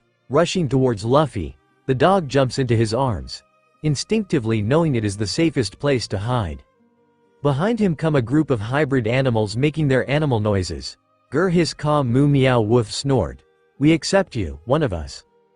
Tucking the dog under his arm, Luffy races off for their boats and shouts, "You must have been as scared as we were of those things." For once he was not far from Chow Chow's true feelings, and the dog nuzzled its head against Luffy's chest for support and comfort as the captain ran. The remainder of the crew bid Gaiman farewell before racing off after their captain, worried that he may leave without them if they aren't quick. Once the crew are safely back on their ship, Chow Chow resting peacefully at Luffy's feet, Gaiman waves to them from the shore with tears in his eyes, excited for them but already missing their company. The ships make their way out to sea, setting sail for Syrup Village to find a more respectable vessel for the crew. They had spent only 8 hours on the island in total, and as the light began to fade for the evening, the crew settled into their normal routines. Craving something novel to break up the day, Zoro digs through the supplies stashed on his boat until he finds a fishing pole and bait. Putting the bait through the hook, he casts the line out and watches as it sinks into the water. It was unlikely he would catch anything, with how quickly the wind was pushing their ship forward, but the activity gave him something to do. Leaning back in his seat, hand-holding the fishing pole, Zoro hears before he sees Luffy approach him and drop down into a seat on his left. The young boy stares at the fishing pole for several moments before asking, "What are ya doing, Zoro?" The swordsman rolled his eyes. It was obvious that the captain was trying to bait him into a conversation. He decided to mess with the boy. "What's it look like I'm doing? Reading a book." The captain laughs and slaps his legs. Luffy appreciated the swordsman's dry sense of humor. Wanting to delay his real question, he jibes back, as if a blockhead like you could read, "I'm pretty sure the fish you are trying to catch are smarter than you, Zoro." Glaring at his captain, Zoro tries not to crack at the joke. He needed to maintain his tough guy persona. He barks back, "I'm a hell of a lot smarter than you, rubber boy. If you are just going to make fun of me, then buzz off, I'm busy." He waves in the general direction of the fishing pole to make his point. Shaking his head, still laughing, it takes a moment for Luffy to calm down. Once he has settled, he says in a much lower voice, "I wanted to ask you something, it's about Kobe and Rika." The swordsman was confused. Was something wrong with Kobe and Rika? Had they done something to offend the captain? He probes, "What about them?" Placing his hands on his knees, Luffy bites his lip as he tries to come up with the right words. "They both look up to you and I can tell they're enjoying their training sessions. I think that treating you as just a swordsman doesn't fully capture everything you offer." Forgetting the fishing pole for a moment, Zoro leans in closer. He had always thought of himself as a swordsman first and foremost, but he had to admit that teaching the kids to fight had sparked something inside of him that he didn't previously know existed. Luffy continues, "I think it's time that we recognize what you bring to the table. I'd like to promote you from swordsman to the crew's official combat instructor." Leaning away from the captain, Zoro sits with the idea for a few moments. What exactly does that change about my role here on the crew, Captain? He didn't hate the idea, but was afraid that it might require him to step away from his own goal of strengthening himself so that he could take the title as the world's strongest swordsman. Laughing and slapping Zoro's back, Luffy replies, "Ha ha ha, it wouldn't change much. The main thing I need from you is to pay attention to how the other members of the crew are doing so you can figure out how to help them improve and grow. You are still a badass and I need you to step in to beat up strong fighters when I'm busy. But I also need you to help the rest of the crew grow so that someday you and I won't have to do everything ourselves. That makes sense?" Nodding his head slowly, the swordsman tries to think of anything else that may be expected of him. "I suppose you'll want regular reports on how they're progressing." Laughing, Luffy leans back, "Huh, not really, if you want to write it out, go for it, but I think you can handle it without needing me to hold your hand." Grinning, the swordsman says, "Good, I'm pretty sure you wouldn't be able to read a report even if I gave you one. Besides, I don't want to waste all of my valuable time on crap like that." He elbows Luffy in the ribs. Shoving Zoro back, Luffy stands up and angrily shouts, "The hell was that for, Zoro? You want to fight or something? I'll kick your ass right here in front of the crew if you want." Jumping to his feet, the fishing pole now completely forgotten, Zoro glares back at the captain, "Maybe I do. Trying to shove more responsibility down my throat like I don't already have enough to worry about trying to keep you all from getting sliced to pieces." The two pirates stare at each other for several minutes as the rest of the crew stare in silence, fearing what a fight will do to their ships. Luffy cracks first, his scowl turning into a smile which gives way to laughter. Zoro follows suit and soon the two are rolling on the ground laughing, clutching at their stomachs. The rest of the crew go back to what they were doing, Nami muttering under her breath about them both being idiots. Eventually, the pair picks themselves back up. Zoro returns to his seat and resumes his fishing while Luffy wanders off to find Rika to pester her about dinner. A calm comes over the crew as they prepare for the multi-day journey to Syrup Village. The night is relatively uneventful, as Nami had hoped Rika falls asleep quickly and she is able to get a proper night's rest. When the sun breaks the next day, Rika makes a quick breakfast of omelets for the crew and they all enjoy their meals as waves slap against the side of their boat. Nami announces that if conditions remain the same that they are a day and a half from reaching their destination and the crew prepares for its first full day at sea. Sliding over casually to sit by his captain during breakfast, Kobe coughs nervously. "Hey Sea Captain, I wanted to talk to you some more about all of this deckhand work I'm having to do on the boat. I kind of hate it. It's what I did for Alvida and she always made me feel small and powerless when I was doing it." Looking thoughtfully at Kobe, Luffy thinks for a bit. Kobe was right, the work was pretty basic and he felt bad making him do it all himself, but with such a small crew there wasn't a lot he could do about it. An idea strikes him. "You're right, Kobe. Our ship needs to stay clean, but that doesn't always have to be your job. Have you ever heard of a bosun?" His eyes light up as Kobe says excitedly, "I sure have. It's a senior officer role, responsible for making sure that the ship and all of the equipment are well maintained. Most bosuns on marine ships have a whole platoon under them who handle cleaning, inventory and ship upkeep." "Wait, are you saying you think I could be a bosun?" Kobe is so excited at the thought of such a senior position that he jumps to his feet. Grinning back, Luffy replies, "I sure do. For now it'll look L currently doing, cleaning up the boats and making sure things are kept tidy. But as the crew gets bigger I'm going to be putting you in charge of the entire ship maintenance crew. Do you think you can handle that?" His face drops and Kobe sits back down, his head sinking towards his chest. "I don't know, Captain. That sounds like a lot of responsibility. I might screw it up." Luffy slaps Kobe's back and continues to maintain his upbeat energy.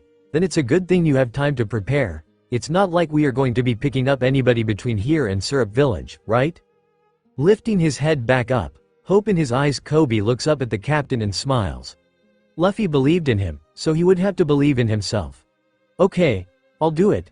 I'll be the best bosun in the East Blue. Just you wait." Standing up, Kobe grabs his mop and goes to work cleaning the ship. If he was going to be a bosun, then he was going to make sure that he was a bosun of the cleanest and best maintained ships in the East Blue. As the day drags forward, the crew continue to follow their normal routines. Zoro decides to spend the day fishing again, but fails to catch anything. Between cooking meals, Rika practices with her sword, occasionally getting a piece of advice shouted at her by Zoro from the other boat. Luffy bounces from activity to activity, sometimes trying to steal food that Rika hasn't finished preparing, other times interrupting what the other crew members are doing to make conversation and still other times attempting to climb up and around both ships while complaining about how bored he is. Kobe manages to convince Luffy to stretch himself between the boats so that he can use him as a bridge to clean the sailboat once he has finished with his work on the dinghy. Chow Chow takes the opportunity to cross back over to the dinghy and takes a seat next to Zoro, watching him fish and enjoying the swordsman's calm presence. Nami monitors the waves and the sky, making sure that they stay on course. It was a lot harder to steer these ships because of the lack of a rudder, so she needed to pay more attention to what was happening around them. After a while Nami calmly says, "Looks like a storm is brewing. Better make sure everything gets strapped down tight." The rest of the crew abandoned their activities and scrambled to secure their belongings. Once everything is secure, Kobe releases the lock on the metal box at the front of the dinghy and pulls the fabric cover out, stretching it across the boat and over all of their equipment. Once it is in place, the boys cross over using Luffy as a bridge onto the girls' sailboat, so that in an emergency they can take cover in the cabin. Nami continues to watch the sky as dark clouds gather together ahead and the rumble of thunder booms across the water. Eyes locked on the navigator, Kobe studies Nami as the boats make their way into the storm. Rain begins pouring from the sky and the rest of the crew race for the door to the cabin while the navigator and former navigator stand still on the deck. After a minute of ignoring the boy, Nami snaps, "Are you just going to stare at me like a creep? Or are you going to take cover like the rest of the crew?" Snapped out of his focus, Kobe tries to explain, It's not you, I swear. I used to be the navigator from this crew and I just wanted to figure out how you do such a good job at it. It's nothing weird. Softening, Nami takes a deep breath and lets it out through her nose. They were both getting drenched and the boat was starting to rock. She might need his help to get through this. With a resigned voice she says, if you are going to be out here, then you need to do everything I say. Check the ropes for the sails and make sure they are tightly secured. She had noticed earlier that day that one of the ropes holding the sails in place was loose, and if the wind from the storm pulled too hard it was likely to slip free and rip the sail in half, which would be a pretty serious issue. Unfortunately, she didn't have the upper body strength to tighten it herself and would need to depend on her crewmate. It doesn't take Kobe long to find the loose rope and he quickly tightens it, making sure that it is securely in place before moving on to check the rope on the other side. After both ropes have been properly secured, he rushes back to Nami and flashes a quick salute. Any further orders, Nami? Glancing around, Nami does a spot check for anything out of place. Seeing that the crew had done a decent job of storing away equipment, she decides that the best thing for them both to do is to get somewhere dry. I think that's it, Kobe. Let's get inside the cabin. The two rush over to the cabin door, which Kobe swings wide. As he is about to take a step inside, Nami slips on the wet floorboards of the deck. At the same time, a large wave hits the boat, tipping it to the side, and Nami's body is flung into the air. She screams in a panic before she feels a hand grab her wrist. It's not time to go swimming, Nami. Following the hand to its owner, Nami sees Luffy grinning like a madman at her before she is yanked backwards and into the cabin as his rubbery arm retracts into place. She slams full force into Luffy's chest, sending the pair careening into the other members of the crew, who fall like bowling pins. Once the navigator is safely inside the cabin, Kobe slams the door closed, sealing them all inside as the storm rages on around them. It takes a moment for the shock to wear off and for her to fully recognize the warmth emanating from their captain against her cold, wet skin. Instinctually she tucks into him, shivering from the rain. Kobe joins the group on the ground and huddles close, trying to warm himself. After a few minutes that feel like hours, the storm dissipates and the ships are again drifting peacefully on the open sea. Water dripping from the ships was the only evidence of what they had gone through. Eventually, the boys make their way back to the dinghy. Removing and stowing away the cover, they check over their equipment to make sure nothing is lost before going back to the activities that had been interrupted. Still cold and wet from the storm, Nami removes her shirt, grabbing another from the pile of dirty laundry she has piled in the corner. She starts to pull it over her head when she hears Rika gasp in shock. Nami's eyes close as she realizes what she has done. She forces them back open and looks down at the young girl, who is open-mouthed, staring and pointing at the swordfish tattoo on her left shoulder. Rika quietly asks, "What's that, Nami?" Thinking quickly, the navigator replies, "Oh, that? It's the symbol for a fishing company from the village I grew up in. They were popular and I got the tattoo to remind me of home." It wasn't a complete lie. The tattoo had to do with fish and reminded her of home, but it was far from the truth. Smiling down at the girl, she places her finger to her lips. "I'm kind of embarrassed about it though. Can we keep this as a special girl secret between us?" Eyes wide and excitement coursing through her veins, Rika rushes to Nami and gives her a big hug. "Of course. I've always wanted to have a special girl's secret. This is so cool." Nami continued to smile as she pulled her shirt the rest of the way on, potential escape plans running through her mind. Rika was young. It was unreasonable to expect her to carry this secret forever, and if she told Kobe or Zoro, they would likely know the true meaning of the mark on her arm. The immediate danger had passed, but she would keep an eye open for the best opportunity to leave. Before she leaves the cabin, Rika asks, "Hey Nami, it's kind of hard to carry these swords around all the time. I had to leave them on the boat back at Treasure Island so I could carry back any treasure we found. Do you think you could help me pick out some scabbards when we get to Syrup Village?" Nami nodded head, smile at the young girl. "Of course we can, sweetie.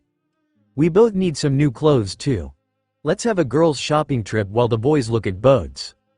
Bouncing with excitement, Rika lets out a squeal of joy as she tightens her hug on Nami's midsection. Just as Nami is trying to figure out how to get out of her grip, they hear Luffy's voice from the other boat yelling that he is hungry. Rika releases her hold and rushes from the cabin to cook dinner, leaving Nami alone.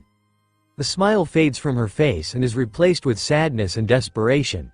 She was really starting to enjoy this crew and had begun to fantasize about what it might look like to stay with them.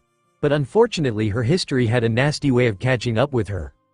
The crew continued to sail through the Gecko Islands towards the sleepy Syrup Village. As the first rays of dawn reached Syrup Village, a young man with a remarkably long nose drenched from head to toe in sweat runs down Main Street yelling at the top of his lungs, "The pirates are coming! The pirates are coming! Everybody needs to run, before they get here!" His calls are unheeded and unanswered. The young man continues his quest, screaming about the arrival of pirates until he reaches the end of the road and turns around, ready to repeat his warning on the return trip out of town. Suddenly a door is kicked open and a large man steps out, holding a club. More doors are flung open and villagers appear, brandishing makeshift weapons from around the house. The young man smiles, his heart filled with joy as he sees the townspeople prepared to defend their homes. His smile vanishes when the man closest says, "For the last time, Usopp. There are never and will never be pirates here. What kind of pirate would attack a little village like ours anyways?" A few of the other townspeople shout out their affirmations in support of his words. He continues, "If you won't stop this madness, then we are going to make you stop once and for all. Charge!" The villagers run down the street towards Usopp, who in a panic hurries down an alleyway and towards the surrounding forest. Trying to save his skin, Usopp sputters out, "It was a prank. You guys don't have to be so serious." Crossing the open field to the woods, he dashes between the trees. The villagers follow him to the edge to the forest, shaking their makeshift weapons at the retreating Usopp. Once he is safe from the mob, Usopp stops and rests his back against a tree trying to catch his breath. It isn't long before he is joined by two young boys, who charge out of the undergrowth, waving wooden swords at the long-nosed man. The first boy shouts, "We've got you now, S." The second boy continues, "We'll make you regret attacking our village." Laughing, his breathing now fully under control, Usopp places a hand on top of each of the boys' heads. "Ninjin, Piemon, I'm so happy to see you both." The boys glare at him before shouting in unison, "That's not our pirate names, Captain." Pulling them both into a hug, Usopp responds, "So sorry, Carrot and Pepper. What news do you bring to the great Captain Usopp?" The two boys struggle free and Ninjin replies, "Nothing so far, Captain." Piemon follows up with, "We have been watching the sea like you asked, but haven't seen anything out of the ordinary." Scratching his head, Usopp asks the pair, "Where is Onion? I thought he'd be with the two of you?" As if on cue, the group hear the sound of leaves scraping together and a young voice calling out, "The pirates are coming! The pirates are coming!" Before the owner of the voice has reached them, Usopp announces, "That must be Onion, come with news from the sea." Bursting through the bushes, Tamanegi drops to the ground panting for breath. The others give him space to steady his breathing and pick himself up. Once he has sat up, fear fills the young boy's eyes and he says, "It's really happening, Captain. Pirates are coming. I saw them with my own eyes. 2 ships, one with Buggy's Jolly Roger, are about to land at the beach north of town. I saw 5 pirates and a dog on board. We have to do something, Captain Usopp." Stepping backwards from the boys, trembling in fear, Usopp's teeth chatter, "Be Buggy the Sea Clown? G good W work, boys.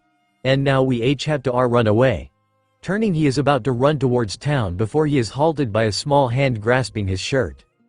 Trying to help his captain push past the fear, Ninjin says, "The Usopp pirates have trained for this moment, Captain. We have to protect Syrup Village." A sudden surge of bravery comes over Usopp and he turns back towards the children. Flashing a huge smile, the man strikes what he thinks is a strong pose with his hands on his hips. "You are right. It's the duty of the Usopp pirates to protect Syrup Village from any evildoers. To the shoremen, we will stop them from hurting our friends."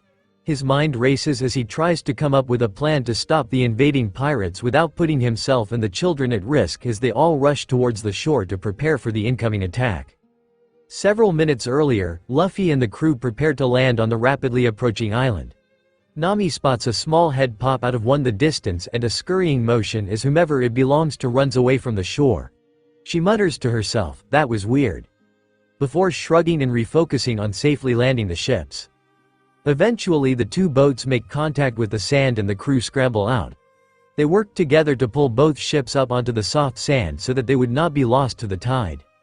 Once the boats are secure, Nami grabs her bag of money and swings it casually over her shoulder, intending to exchange it for more portable paper currency in town.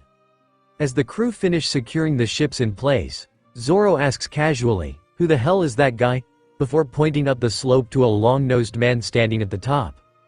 Upon being spotted, the man pulls out a loaded slingshot and shouts, "Lead star," before firing a volley of small pellets that land at the feet of the crew, kicking up dirt where they impact the ground. Reloading the slingshot, he yells, "That was a warning shot. You had better run away now before Captain Usopp of the 80 million strong Usopp pirates takes you down." Upon mentioning the size of his crew, pirate flags pop out from the bushes around him and wave back and forth. Mesmerized and excited, Luffy shouts, "80 million pirates? That is so cool. I thought trying to recruit 100 was a big task. You are incredible." Before Luffy can say more, Nami says matter-of-factly, "I think you are lying. By my estimation you have at most." Counting on her fingers, she raises up three crew members besides yourself up there.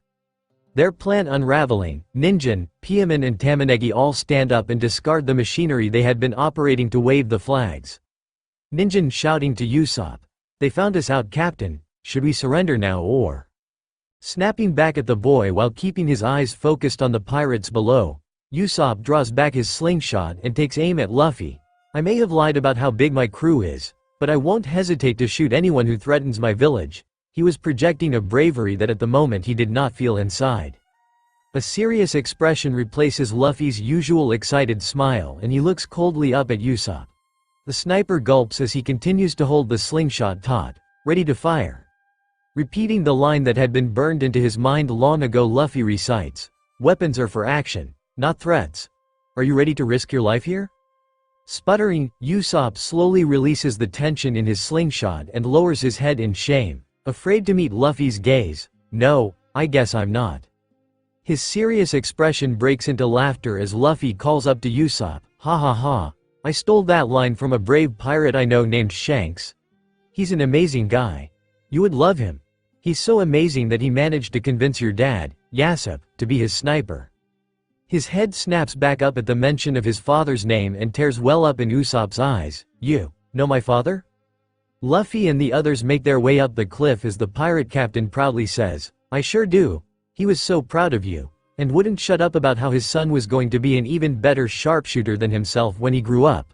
He also told me that his biggest regret was having to leave you and your mom when you were a kid." Usopp rushes down to join Luffy and the others, leaving the confused children at the top of the cliff. "What was he like? He left before I got to know him. You have to tell me everything." Laughing, Luffy replies, "Ha ha ha. Sure thing, but can I get some meat?" From behind him Rika sighs, "Luffy, we just ate an hour ago. How are you already hungry?" The other crew members laugh as the group reaches the top of the cliff where they are met by the three young boys. Once they are gathered, Usopp announces, "The Usopp pirates will treat you to your first meal here at the world-famous Syrup Cafe. There is plenty of meat, so you should be happy." He pauses a moment as he tries to recall the name that the young girl had used, Luffy. Eyes growing as big as saucers, a line of drool runs down the side of Luffy's mouth as he exclaims, "World famous? I can't wait." As the group reach the first few village shops, Nami catches up to Luffy's and matches pace. "Hey Captain, Rika told me she needs scabbards for her swords and both of us could use a fresh wardrobe. Do you mind if we do a little shopping while you all eat?" Shrugging his shoulders, Luffy replies, "Do whatever you want. But I'm not sharing any of my leftover food if you get hungry later." Clenching her lips together, Nami chooses not to comment on the improbability of their captain successfully setting aside food for later. Instead she grins, "I think we can manage. We'll meet up with you after we finish shopping." Nami didn't bother coordinating a meeting location. It would be easy to track them down when it was time by following the chaos and yelling that seemed to perpetually surround Luffy. Dropping back, Nami whispers something into Rika's ear, eliciting an excited squeal from the young girl. The two break off from the group and enter a shop dedicated to belts and accessories. The rest of the group continue on until they reach the cafe. Quickly obtaining a table that barely fits the large group, Usopp picks up where he had left off. "So what is my father like, Luffy? Is he brave?" Grinning, Luffy leans in close to Usopp and in his version of a whisper that manages to be loud enough to carry across the entire restaurant. The bravest. Once, when I was a kid, Yasopp and Shanks took on an entire army of mountain bandits alone. Your dad is one of the bravest men I've ever met. Slumping back into his chair, Usopp looks dejected as he says with a sigh, he would be so ashamed of his cowardly son. Slamming the table, Luffy glares at the man. Don't you dare say that. Your father could never be ashamed of you. You were the only thing he ever wanted to talk about. Every other sentence out of his mouth was about how amazing you are. Cheering up at the captain's words, Usopp straightens his back and smiles wide enough to show his teeth. I guess I am pretty great. He must have heard of the many adventures of the Usopp pirates. He willed the boys not to correct him so that he could maintain this false bravado before Luffy and his crew. Ninjin, Piemon and Tamanegi knew better than to correct the story. Usopp had taught them that it was better to tell a fun story than to acknowledge the boring reality of life. The three choose to nod enthusiastically along with what Usopp said. Laughing, Luffy pulls his hands off the table as the food is delivered. That's awesome. I bet you have all kinds of crazy stories. Grabbing a gigantic turkey leg from the plate in front of him, Luffy opens his mouth as wide as he can and places the entire leg in, before stripping the meat from the bone with his teeth and dropping the bare bone onto the plate. Horrified, Usopp and the boys stare at Luffy with wide eyes, trying to figure out how he pulled off such an incredible eating feat. His crew pay their captain little mind, having grown accustomed to Luffy's eating habits by now as they begin eating their own meals. The waitress that had brought food for the table returns with a dog bowl filled with dry food and places it in front of Chow Chow, who wags his tail enthusiastically. After a few minutes, Usopp decides to ask a question that had been bothering him. So, if you aren't here to raid our village, why are you here? Nearly choking, Luffy remembers the purpose of their trip and tries to speak around his food. Wei he te fa a ri pai 8 shep. Swallowing the food, he tries again. We're here to find a real pirate ship. The boats we came here on won't cut it. We need a real ship, with enough room for the whole crew. Plus a big flag to fly our Jolly Roger on. Looking out the window, the boy attempts to figure out where the shipyard is but is distracted by the mansion sitting at the top of the hill. An idea flashes through his mind. Who lives up there? I bet we could ask them for a ship. If anybody's in charge, it's got to be the rich people who live in that place, right? A scowl crosses Usopp's face and he barks. No, it was true that the resident of the mansion owned the shipyard. But there was no way he was going to let Luffy and his crew disturb her. Cocking his head at Usopp, Luffy asks, why not? If they own the ships, then they are the people I have to talk to, right? Growing angry, Usopp loudly responds, I said no, she's been through enough and doesn't need pirates barging in demanding a ship. Roughly shoving himself back from the table, Usopp stands up from his chair. Deciding he has better places to be than here arguing with Luffy about a boat, he shouts, that's final. Now I need to go somewhere. Stay here until I get back. The three boys look worriedly at one another as Usopp storms out of the restaurant. Surprised and alarmed, Luffy looks around at the others. Did I say something wrong? Why is he so mad? The other members of his crew try not to make eye contact with Luffy as he searches for an answer. After a moment, Tamanegi speaks up. He probably went to see Kaya. She's the girl who lives in that mansion. It's not your fault. Usopp and Kaya are very close and he has always been protective of her, especially since her parents passed away. Standing from his chair, Luffy signals for his crewmates to get up. Frustrated, Zoro drops a half-eaten burger onto his plate and reluctantly rises to his feet. The others stand less dramatically. The three boys also stand up, not wanting to be the only ones sitting down at the table and unsure of what exactly is happening. A waitress, seeing the group getting up, grabs their check and rushes over to the group. Was the food not to your liking? We can make something else if you want. Without looking at her, Luffy says calmly, the food was delicious, it's not that. There is somewhere else that we need to be right now. Weakly, the woman tries to stop the group from leaving, but they are already making their way towards the door. Sir, you need to pay for the food. Sir, you can't just leave without paying. Luffy calls out over his shoulder as he shoves the door to the restaurant open. We'll be back to pay once we've finished our business, until then you can put it on my treasure tab. The waitress, now thoroughly confused, writes down, treasure tab, on the receipt and walks it back to the kitchen, shaking her head in disbelief. These outsiders sure were a strange group. She hoped that they did return like they had promised so that the cost of their meal was not taken out of her pay. As the group approaches the mansion, the three young Usopp pirates point out the guards at the gate, still attempting to dissuade the pirates from their pursuit of Usopp. Piemon says unconvincingly, "Look at those guards. We wouldn't want to mess with guys like them, right?" Ninjin quickly follows up on Piemon's question, "Why don't we just go back to the village and wait for Usopp to join us like he said he would?" Tamanegi attempts to back up his friends, "We can't just force our way in."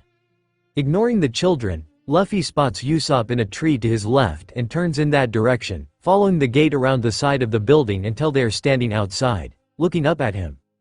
From the ground they hear Usopp Ho is giggling in response, and then the giant goldfish tried to eat my whole hand in one bite. But it was nothing that the great Captain Usopp couldn't handle. I pulled out my trusty slingshot and shot the goldfish right between the eyes. You should have seen how fast it swam away from me. Remembering their chaotic entrance into the courtyard in Shell's town, Kobe looks questioningly at Luffy. "You aren't going to do anything crazy, are you?" With a half grin, a small chuckle escapes from Zoro, as if he could do it any other way. His eyes focused on Usopp, Luffy ignores his crewmates as he stretches his rubbery arms forwards and grabs onto the top of the fence. Lifting his arms and spreading them wide, he brings them down around the others. He says calmly, "Gum gum." With a yank, his body and those of his companions begin flying upward as he shouts, "Rocket!" The group is launched up and over the wall before landing in a heap at the bottom of the tree. Hearing the commission, Usopp looks down in time to see Luffy and the others picking themselves up off of the ground. He rolls his eyes and is about to chastise them when his attention is drawn back to the room at the sound of a door being slammed shut.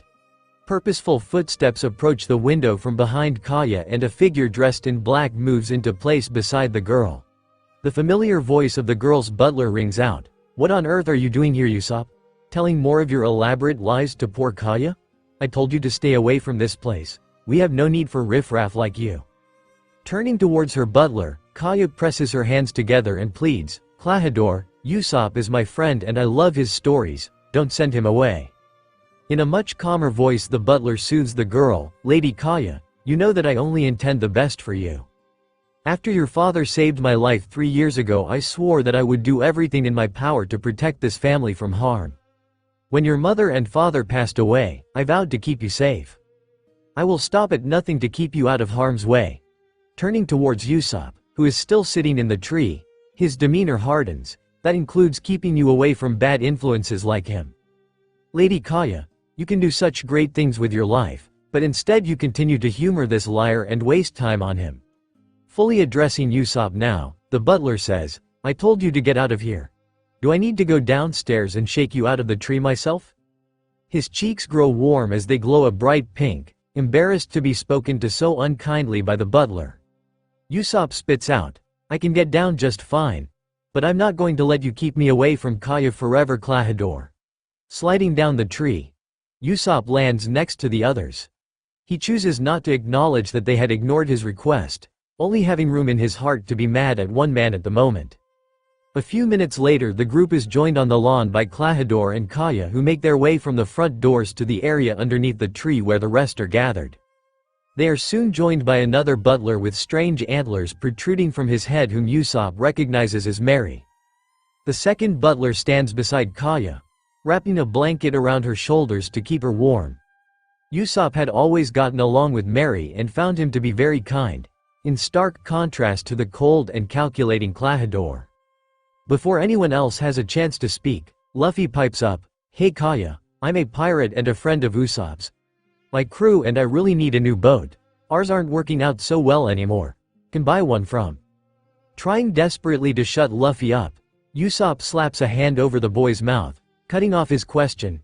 He is rewarded with a bite and he grabs his hand in pain as it starts throbbing uncontrollably.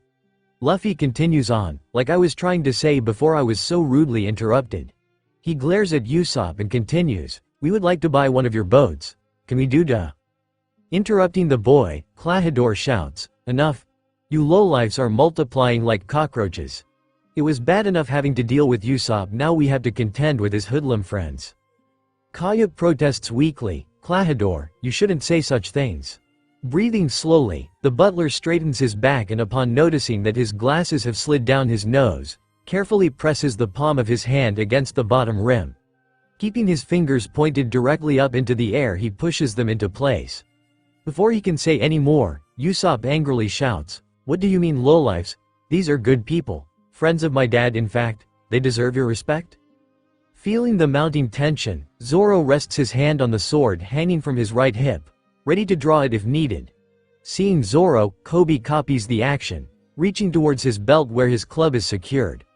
Chow Chow places himself between Klahadore and the three young boys, baring his teeth and letting out a low growl. Klahadore takes note of the defensive posture the others have fallen into, but chooses to ignore it. Instead, he addresses Usopp's outburst with a dismissive tone. "Friends of your dad, you say? You mean the low-class thug who abandoned you and your mom the first time he got the opportunity to skip town?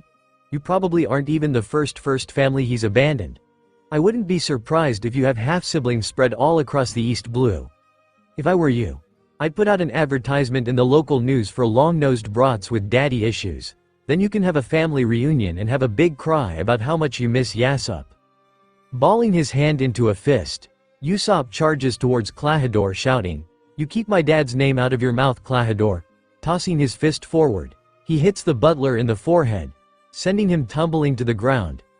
In shock at his bold action, blood drips from Usopp's knuckles and he pants in an attempt to catch his breath. From behind, Luffy shouts, "You go, Usopp. Teach that jerk not to say those things about Yasopp." Rising slowly to his feet, Klahadore seems unperturbed by Usopp's proximity and instead shifts his focus to Kaya.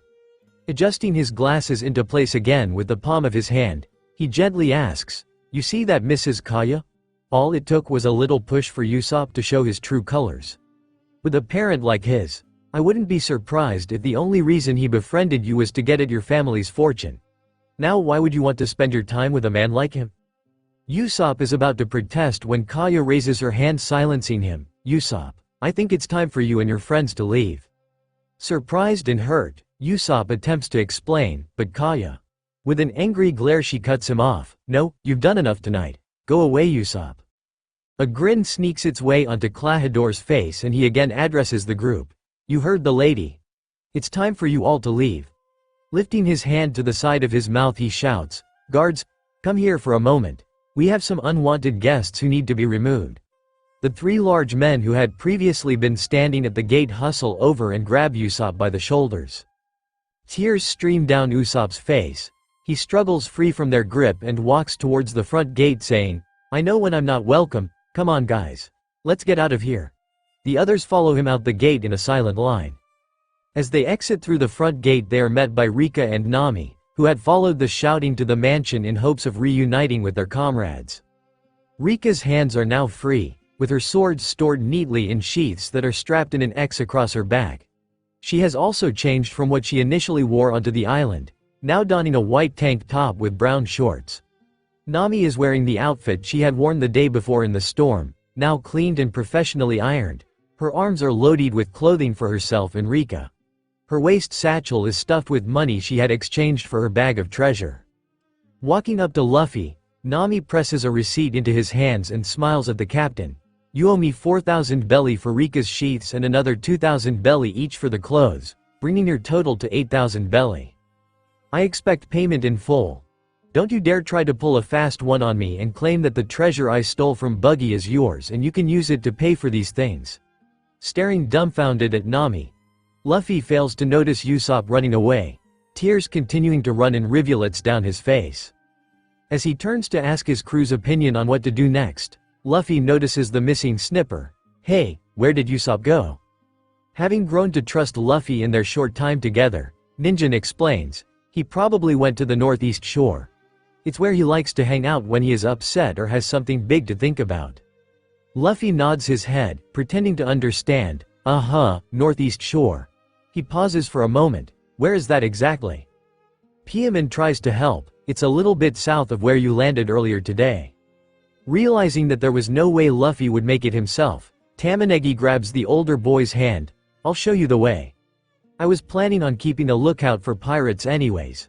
Flashing a thumbs up with his free hand, Luffy is led by the young boy to the northeast shore. The rest of the group decide not to follow, exhausted from the day's activities, and they walk down the road a short distance until they find a tree that provides shade where they can rest. Laying down under the tree, Zoro quickly nods off to sleep while the others make small talk as they wait for Luffy and the others to return.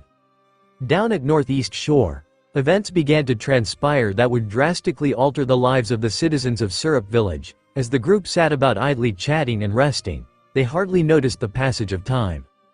The calm is broken by the sound of feet pounding against dirt before Tamanegi bursts out of the bushes yelling an infamous line in this village. "The pirates are coming." Seeing his friends, he slows to a stop to explain. "I dropped Luffy off at Northeast Shore. On my way to the normal lookout spot, I ran into a strange man with a funny beard walking backwards through the woods.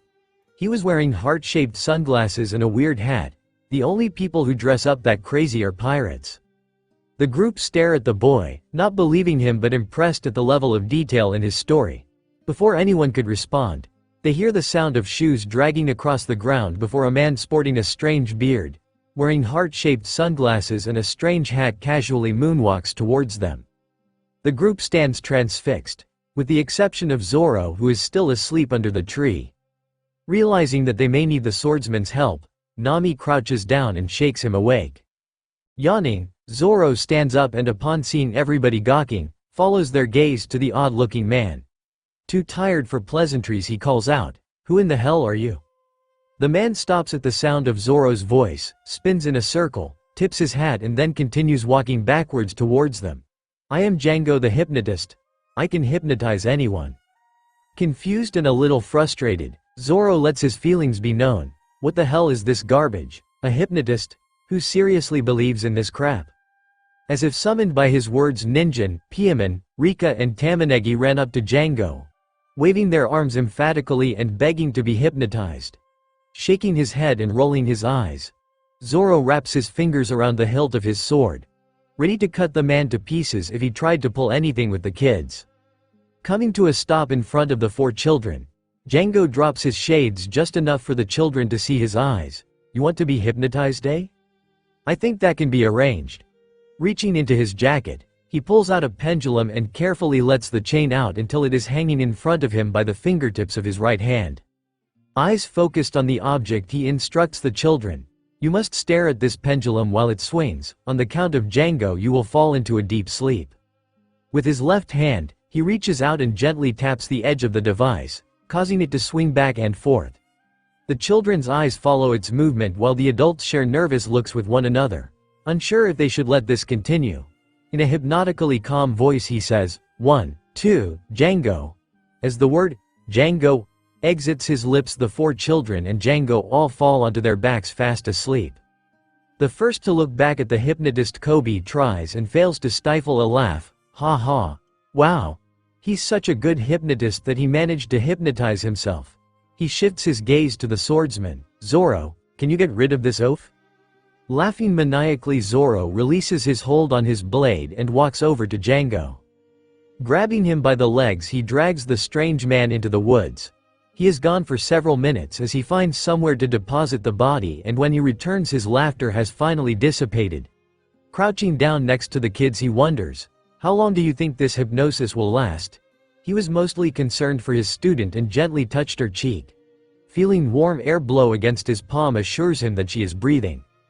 Elsewhere in the island, Luffy finally catches up to Usopp, who is sitting on the edge of the cliff, staring out into the sea, his tears having finally stopped flowing. The sniper hears Luffy approach. Without bothering to move, he asks, "What do you want? Can't you just leave me alone?" Tossing his legs over the side of the cliff, Luffy plants his butt next to Usopp's and follows his gaze to the ocean. The rubber boy says quietly, "What if we sit here alone, together?" Tears wells back up again in Usopp's eyes and he tries to blink them away. Something about this Luffy was magnetic. The two sat in silence for several minutes, just being in each other's presence as they basked in the warmth of the sun reflecting off the ocean. Eventually Usopp breaks the silence. "Why did you really come to this island, Luffy? It couldn't just have been about finding a boat. There are dozens of villages here in the East Blue with shipyards where you could have stopped." Breathing slowly, Luffy takes a moment to think. "I asked myself that same question before we got here, Usopp. I think it's fate. I was meant to find you and you were meant to find me. When Nami told me about your village's shipyard, I knew the name sounded familiar. But it wasn't until I saw you that everything clicked into place. Turning towards the boy, Usopp is filled with a mixture of confusion and hope. What do you mean, fate? What are you trying to say, Luffy? They both knew what lay beneath Luffy's words, but Usopp wanted him to say it out loud to make it real. Turning towards the snipper, Luffy meets his gaze. Usopp, I want you to join my crew. It's what your father would have wanted and it's what I want. If I'm going to be the king of the pirates, I need the best sniper in the world by my side. His head again snapped forward, as another wave of tears erupted from Usopp's eyes. He weakly chokes out, yes Luffy, of course I'll join your crew. The impact of his answer hits him like a tidal wave. He would be leaving Kaya and the Usopp pirates behind. It would be like cutting out pieces of himself to say goodbye, but he couldn't ignore the call of the sea any longer. He licks his lips. How do I say goodbye to my friends? How do I say goodbye to Kaya? Knowing Usopp needed to get it out of his system, Luffy asks a simple question. Who is Kaya in your heart? Tell me about her. The tears fade as a smile lights up Usopp's face and his cheeks flush. She's everything, Luffy. When my dad left, it was just me and my mom here. I was fine with that at first, but something felt missing until Kaya came into our lives. By the time my mom got sick, I was already visiting with her daily, and when mom's sickness finally took her, Kaya swore that someday she would become a doctor, so that she could save innocent people like her. At the word doctor, a flurry of thoughts raced through Luffy's head and he fought back the smile that threatened to give away the plan he was hatching as Usopp continued. When her parents passed 2.5 years ago, I was able to repay the kindness she had shown me. She's been sick ever since. I don't think it's a physical sickness, I think it's something inside of her that broke when she lost them. I've been trying to help her through it with my stories, but that bastard Klahadore keeps messing things. Usopp's voice trails off as he catches sight of a mysterious man, dragging something behind him on the beach below. He tries to make out his face, but the fading light of the setting sun makes it difficult to pick out any details. Not noticing the new arrival, Luffy starts to speak and is hushed by Usopp, who points at the man who is continuing to walk towards them. Luckily, the man is so focused on whatever he is dragging that he doesn't notice them. Both boys lean forward in an effort to see better.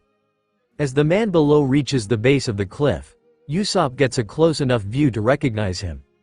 Of course, it was that jerk butler Klahadore. They realize that what he is dragging is another person, who the boys can hear snoring loudly. Looking from side to side to verify he is alone, Klahadore drops the man onto the sand and delivers a swift kick to his side, rousing him from his slumber. Waking with a start, the unknown stranger rises to his feet, adjusting his heart-shaped sunglasses. He says with a mischievous grin, "That's no way to wake me up, Captain Kuro." At the sound, blood runs cold and his eyes widen in fear. Had the stranger just called the butler Kuro, as in the captain of the Black Cat pirates who 3 years earlier had been executed by the Marines? The same Captain Kuro who the news had labeled the Merchant of Death. Kuro was supposed to be dead, so why was this stranger calling Klahadore by that name? Klahadore, or more accurately Kuro, responded in a cold voice Usopp was all too familiar with. "I told you not to call me by that name, Django. Or did you forget how much work went into putting that identity to death?" Django replied back hastily, "Sorry Captain, I mean Klabrador or whatever your new name is. I'll be more careful in the future, I promise." Grimacing, Kuro snaps back at his subordinate, "It's Klahadore, and you had better remember it if you know what's good for you." He waits a moment, letting the threat sit in the air before continuing, "Let's go over the plan. With your hypnosis, you will force Kaya to sign over her family's fortune to her dear butler Klahadore. While she does that, the rest of the crew will attack the village. Her death will be made to look like the tragic result of the attack and no one who investigates will know any differently." Unable to contain himself upon hearing of the planned execution, Usopp shouts, "No," before slapping his hands over his mouth. Kuro and Django both look up the cliff, taking in the two boys who were eavesdropping on their conversation. Calling out to the boys, Kuro queries, "Hey you, what did you hear up there?" Usopp hastily replies, "Nothing honestly. We just got here. I only shouted because I stubbed my toe. Did you say something funny or weird, Klahadore?" Eyeing his friend confused, Luffy shouts, "I'm not sure what he's talking about, but we heard everything." There was something about a will and killing a bunch of people. Pressing his fingers to his chin, he thinks deeply for a moment, trying to recall more information as Usopp stares in bewilderment at his friend. I think one of you said something about something. Hypnosis maybe? I wasn't really paying attention. Shoving his pointer finger up his nose, the young pirate digs out a booger and flicks it absent-mindedly off the side of the cliff. Appalled at the boy's brazen nose-picking, Kuro points to the pair. Django, take care of our unwelcome guests. Grinning mischievously, Django pulls the pendulum out of his jacket. Certainly, boss. He pauses and turns back towards Kuro. The rest of the crew are docked an hour from the island and await my signal to strike. A strange mixture of a smirk and a smile crosses Kuro's face. Excellent. Now see that these two are dealt with appropriately. I won't have anything ruining my plan. Before turning his back on the boys and slowly walking back the way he had come. Waving at the boys to get their attention, Django delivers his instructions. Watch the pendulum swing, and at the count of Django you will fall into a deep sleep. Usopp turns to his friend, Luffy. You need to look away. His warning falls on deaf ears as Luffy stares at the pendulum, transfixed the way it reflects the last rays of the setting sun into a rainbow. Tapping the pendulum with his free hand, causing it to swing back and forth, Django begins his count. 1, 2, Django. As soon as the word Django exits his mouth, he falls backwards into the sand, having again hypnotized himself. At the top of the cliff, Luffy's body slumps forward as gravity pulls him over the edge. Usopp isn't fast enough to catch the boy before he falls to the ground below. Luffy lands with a loud thud, flinging sand into the air around him. Looking down in horror, Usopp tries to figure out what to do. You killed him. You could have just tied us up. But you killed him. You two are monsters. I'm going to tell the whole village what you did. They'll stop you. Mark my words. Stopping in his tracks, Kuro turns to face Usopp again and begins laughing. Ha ha ha ha ha ha. Who would believe you? Every day you run through town and tell them that pirates are attacking, and every day they ignore you. Why would tonight be any different? Nobody is going to take a liar like you seriously. I am so confident that you aren't a threat, that I'll tell you exactly how it will happen. At dawn my crew is going to land on the north shore. By noon they will have burned the entire village to the ground and killed everyone you know and love. He pauses and smirks at the boy. If I were you, I'd do what you do best and run away like a coward. Turning away from the snipper who is shaking with rage, Kuro sets off for the mansion. His plan was coming together perfectly and he had absolute faith that everything would go according to plan. Still shaking in anger, Usopp runs for the village, desperate to alert them to the oncoming danger. As he runs past the rest of the crew on the path, he doesn't bother to slow down, instead shouting, "The pirates are coming! The pirates are coming!" Ninjin, Piemon and Tamanegi, having finally awoken from their hypnosis, laugh and chase after their captain, echoing his warning, "The pirates are coming! The pirates are coming!" The kids catch up to Usopp and as a group, they race down the street, shouting in unison, "The pirates are coming! The pirates are coming!" Interjecting an additional line, Usopp yells, "I'm telling the truth this time. The pirates are really coming." Several doors pop open and the same villagers from earlier emerge, carrying their makeshift weapons, and begin slowly walking after Usopp, picking up their pace as they go.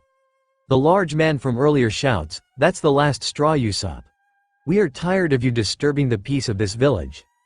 As the villagers close in on the former Usopp pirate crew, Usopp leads them through an alleyway and towards the forest. Tears stream down his face as he yells, "Why won't any of you believe me?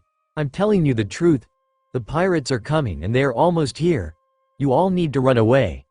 The villagers ignore his pleading and continue to chase after the long-nosed liar and his three young friends until they again hit the forest and give up their chase.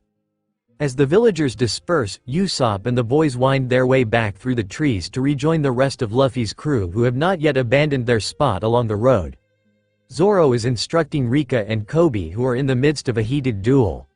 Sitting in the grass, Nami watches them as she idly scratches behind Chow Chow's ears. As the former Usopp pirates arrive, Zoro decides to end the training session and the trio rejoin Nami and Chow Chow on the grass. Wiping away tears and snot from his face, Usopp looks at the three boys who have been loyally following his lead. Not wanting to alarm them with the truth, decides on another lie. "I'm sorry, I lied again." There aren't any pirates coming. You three should go home and get some sleep, it's getting late. The boys were frustrated. After getting to know Luffy and his crew, they had started to get excited about the idea of more pirates and were especially disappointed to learn that it was nothing more than an elaborate lie. As the three boys slowly walked towards their homes, Piaman mumbles under his breath, "I knew it was too good to be true. Once a liar, always a liar."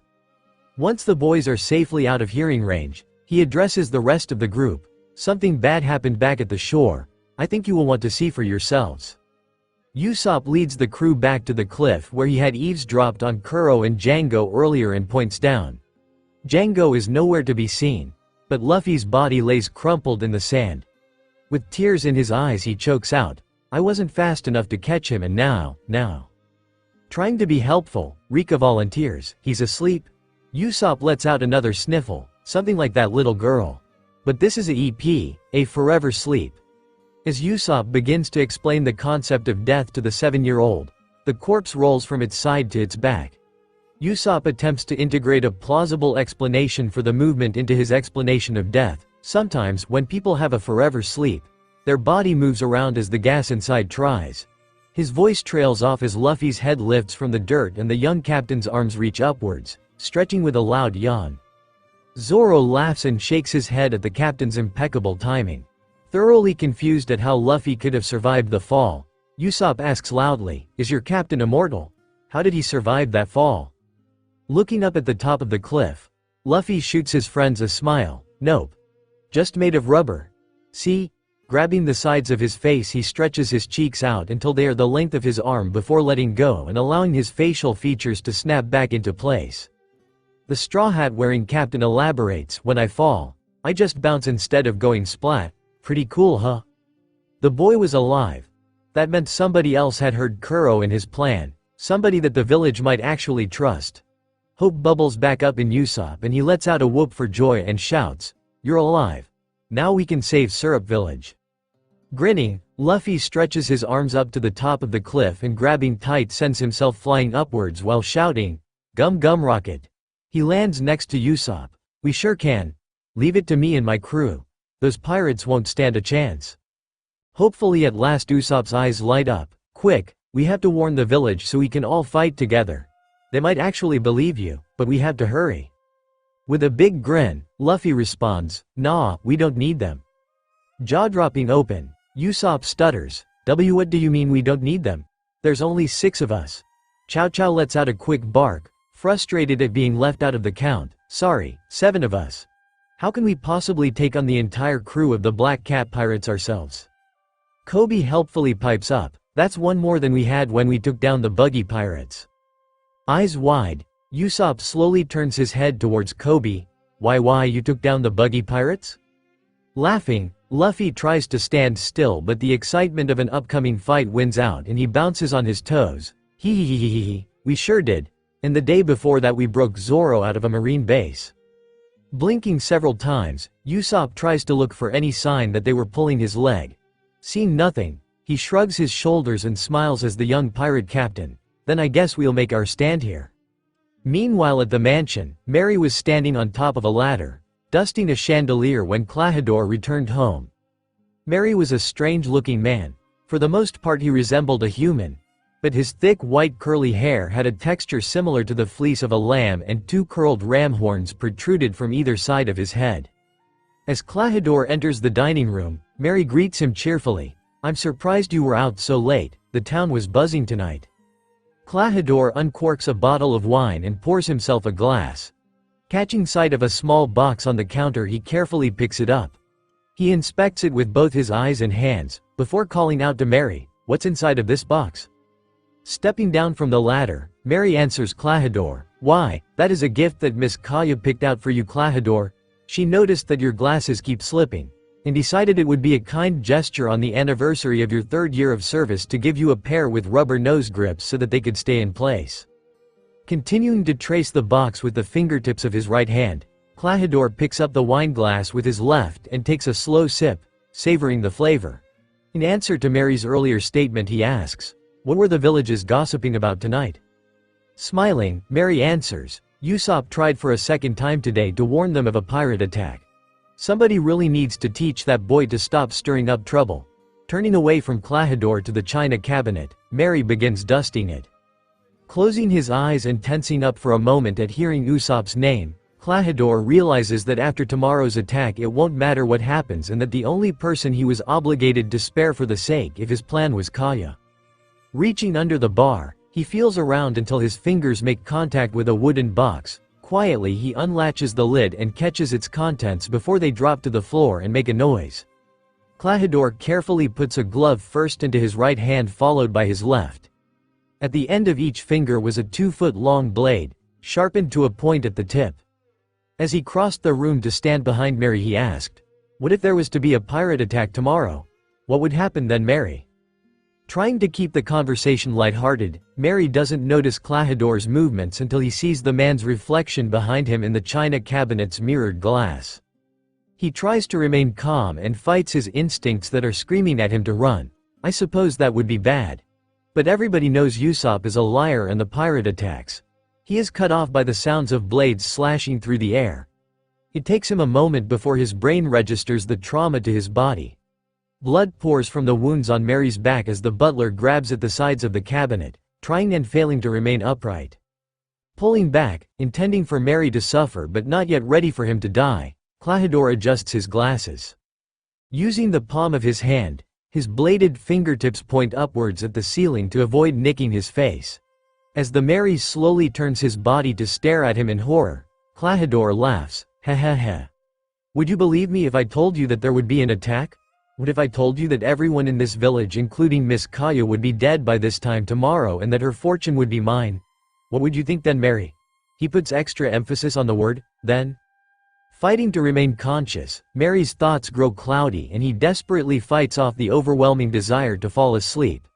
He manages to force the words from his mouth. "How could you, Klahadore?" As he loses consciousness, the final thought that floats through Mary's mind is that someone must warn Kaya. Back at the shore, the group is deciding on a plan to deal with the upcoming pirate invasion. The sun had finally set, reducing visibility for the small group. An idea brewing in his head, Usopp speaks up first. "Unless they try to climb the cliffs, the pirates will need to follow this path if they want to get to the village. It's already pretty steep. I think it would be a great place to ambush them." Thinking through the plan, Kobe chimes in, "Is there any way that we could slow them down? Maybe with a booby trap or some kind? Then you could pick them off with that slingshot, Usopp." It wasn't a bad idea and Usopp pondered for a moment before he remembered something. "That's a good idea. Guy whose name I don't know. I've got just the thing. I'll be right back." As he rushes off, Kobe calls after him. "The name's Kobe." Usopp returns after a few minutes dragging a barrel behind him. The others join him at the top of the cliff and puzzle at what could be inside the container. Smiling at his companions, Usopp pulls the stopper from the barrel. Thick oil pours out and slides down the path, coating it in the slick goo. Once the barrel is empty he announces, "This should stop the pirates from getting to the top. It'll take them a while to dig out a path they can walk though without slipping and I can snipe them from up here while they try." There were no arguments, it was a really smart plan. Changing the subject, Rika pipes up with a question that had been bothering Harry. "Did you lie to the boys earlier?" Trying not to make eye contact with the girl, Usopp replies, "They are way too young to get mixed up in all of this. I couldn't live with myself if something happened to them." The rest of the crew decide to stay out of the conflict. Rika angrily steps forward and shoves her pointer finger into Usopp's chest. "If they are too young, what does that mean about me? Do you think I'm too young to be put in danger?" Usopp doesn't have an answer and takes a step backwards, afraid of the girl's growing rage. Rika matches his step and again shoves her finger into Usopp's chest. "They are in danger either way if this plan of yours fails. The least you could do is give them a chance to fight for their homes. Who gave you the right to take that from them?" Trembling, Usopp falls onto his butt and dazed through trembling lips. "I thought I was DD doing the alright th thing." Rika slaps Usopp across the cheek leaving a dark red mark in the shape of her hand. "Well, you didn't. I'm going to go find those boys and tell them the truth. You can try to stop me if you want." Adding threat to her words she reaches behind her back grabbing the hilt of her long sword. "But it won't end well for you, coward." Gulping, Usopp tries to meet the girl's burning gaze but cannot bring himself to look her in the eyes. Dropping his head, he mumbles, "Do what you want. I won't stop you." Her childish smile returns and Rika curtsies, "Thanks." In a flash she rushes into the woods. Chow Chow takes off after her, afraid of what might happen to the girl in the dark woods. Lifting his head, Usopp looks at the others. "That girl is scary." A cruel grin crosses Zoro's face and he says, "She better be. Rika is my apprentice after all." Usopp frowns, "I don't think I caught your name either, swordsman guy." A menacing scowl covers Zoro's face. "My name is Roronoa Zoro. You had better remember that name, long nose." His eyes wide with fear, Usopp stutters, "Z Zoro? Are you related to the legendary bee bounty hunter Z Zoro?" Taking a step towards Usopp, who shrinks back in fear, Zoro replies, "Only if by related you mean I am him." "What's your bounty, Captain Usopp? Maybe I can make some extra money on the side after we deal with this invasion." Whipping his hand out to stop Zoro's advance, Luffy chuckles to himself at the swordsman's antics. He's been through enough today. Give Usopp a break. Suddenly breaking into a big grin, Zoro takes a step back and sits down. Once he is certain that the swordsman is settled, Luffy begins his introductions. "You have met me obviously, but we haven't been fully introduced. I'm Monkey D. Luffy, the future pirate king and captain of this crew. Zoro here is our swordsman turned combat instructor. His job is making sure everybody in the crew knows how to fight. Rika, who yelled at you earlier, is our cook. That should be pretty self-explanatory. The dog that took off after her is Chow Chow. He's our pet and kind of a mascot for our crew. Behind me is Nami." At the sound of her name, Nami waves unenthusiastically. She's the best navigator in the entire East Blue. Usopp raises his eyebrows at the bold claim and looks at Nami, wondering if she shares his penchant for exaggeration. Next we have Kobe. He's our bosun. His main job is keeping the ships clean and all of our equipment in shape. Kobe waves, more enthusiastically than Nami. Finally we have you, Usopp. Don't think I forgot about you accepting my offer to join the crew. You'll be our sniper. Mostly that means you are responsible for handling the cannons at sea and taking out people who are too far away for the rest of us to deal with." Furrowing his brow, Kobe says, "But we don't have any cannons, Luffy." Laughing, Luffy slaps the boy's back. "Of course we don't have them yet. But once Usopp helps me convince Kaya to sell us a real pirate ship, we'll have tons." An angry look crosses Usopp's face. "I told you Kaya is sick. She doesn't need to spend her time and energy trying to sell us a boat." Luffy shrugs his shoulders. "Then I guess we can always go with Nami's plan and just steal one. That is what pirates do, right?" In protest, Usopp shouts, "That's even worse. Stealing from a sick girl? That is low even for a pirate." Taking that as acceptance of his help, Luffy grins and says, "It's settled then. Usopp will help me buy the boat so we don't have to steal one." Usopp looks at his new crewmates who shrug, delivering the message that there was nothing here they could do to change the captain's mind. The conversation having finished its course, the crew starts to prepare for sleep, knowing they will need their energy for the morning. Nami offers to grab sleeping supplies from the boats and drop off the bags of clothes Rika and her had purchased. Not trusting her to come back without supervision, Zoro accompanies the navigator, claiming that his intention is to keep her safe. The two return quickly with blankets and pillows for everyone and soon they are all asleep. Meanwhile in town, Chow Chow and Rika have had no success in finding the boys. Tired, they look for somewhere to sleep. Finding Usopp's empty and unlocked home, they take shelter inside. Rika tucks herself into his twin bed while Chow Chow curls up at her feet. Back in the mansion, Kuro has finished cleaning Mary's blood from the blades protruding from his fingertips. He takes a deep breath, basking in the joy of his 3-year plan finally coming to fruition before finishing his glass of wine. Once the wine glass is empty, he tosses it casually at the sink. It explodes against the porcelain, spraying shards of glass in every direction. It felt cathartic making a mess and knowing he wouldn't need to clean it up. He stands and makes his way down the hallway, casually dragging the tips of his blades along the wall, leaving deep cuts in the ornate wallpaper. It had been years since he had worn these gloves, but his body remembered them, and the moment they had slid onto his fingers it felt as though his old identity as Captain Kuro had been reborn. Approaching the door to Kaya's room, he carefully twists the handle and opens the door quietly. Waking over to the bed, he looks down at the sleeping girl. A sneer of disgust on his face, he lifts his right hand over her body and aiming the blades downwards thrusts them towards her exposed neck, stopping just before the steel touches her skin. As she breathes in, her neck rises enough to graze the tip of his blades without piercing her skin. Chiding himself internally for almost ruining his plan, Kuro takes a careful step back from the sleeping girl before turning and slowly walking out of the room, closing the door silently behind him. He makes his way to the study. Knowing that he will be unable to sleep until his plan is complete, he picks up a book so that he can pass the time reading. The moon shines brightly on the syrup village as the citizens sleep, blissfully unaware of the dangers that would accompany the morning light.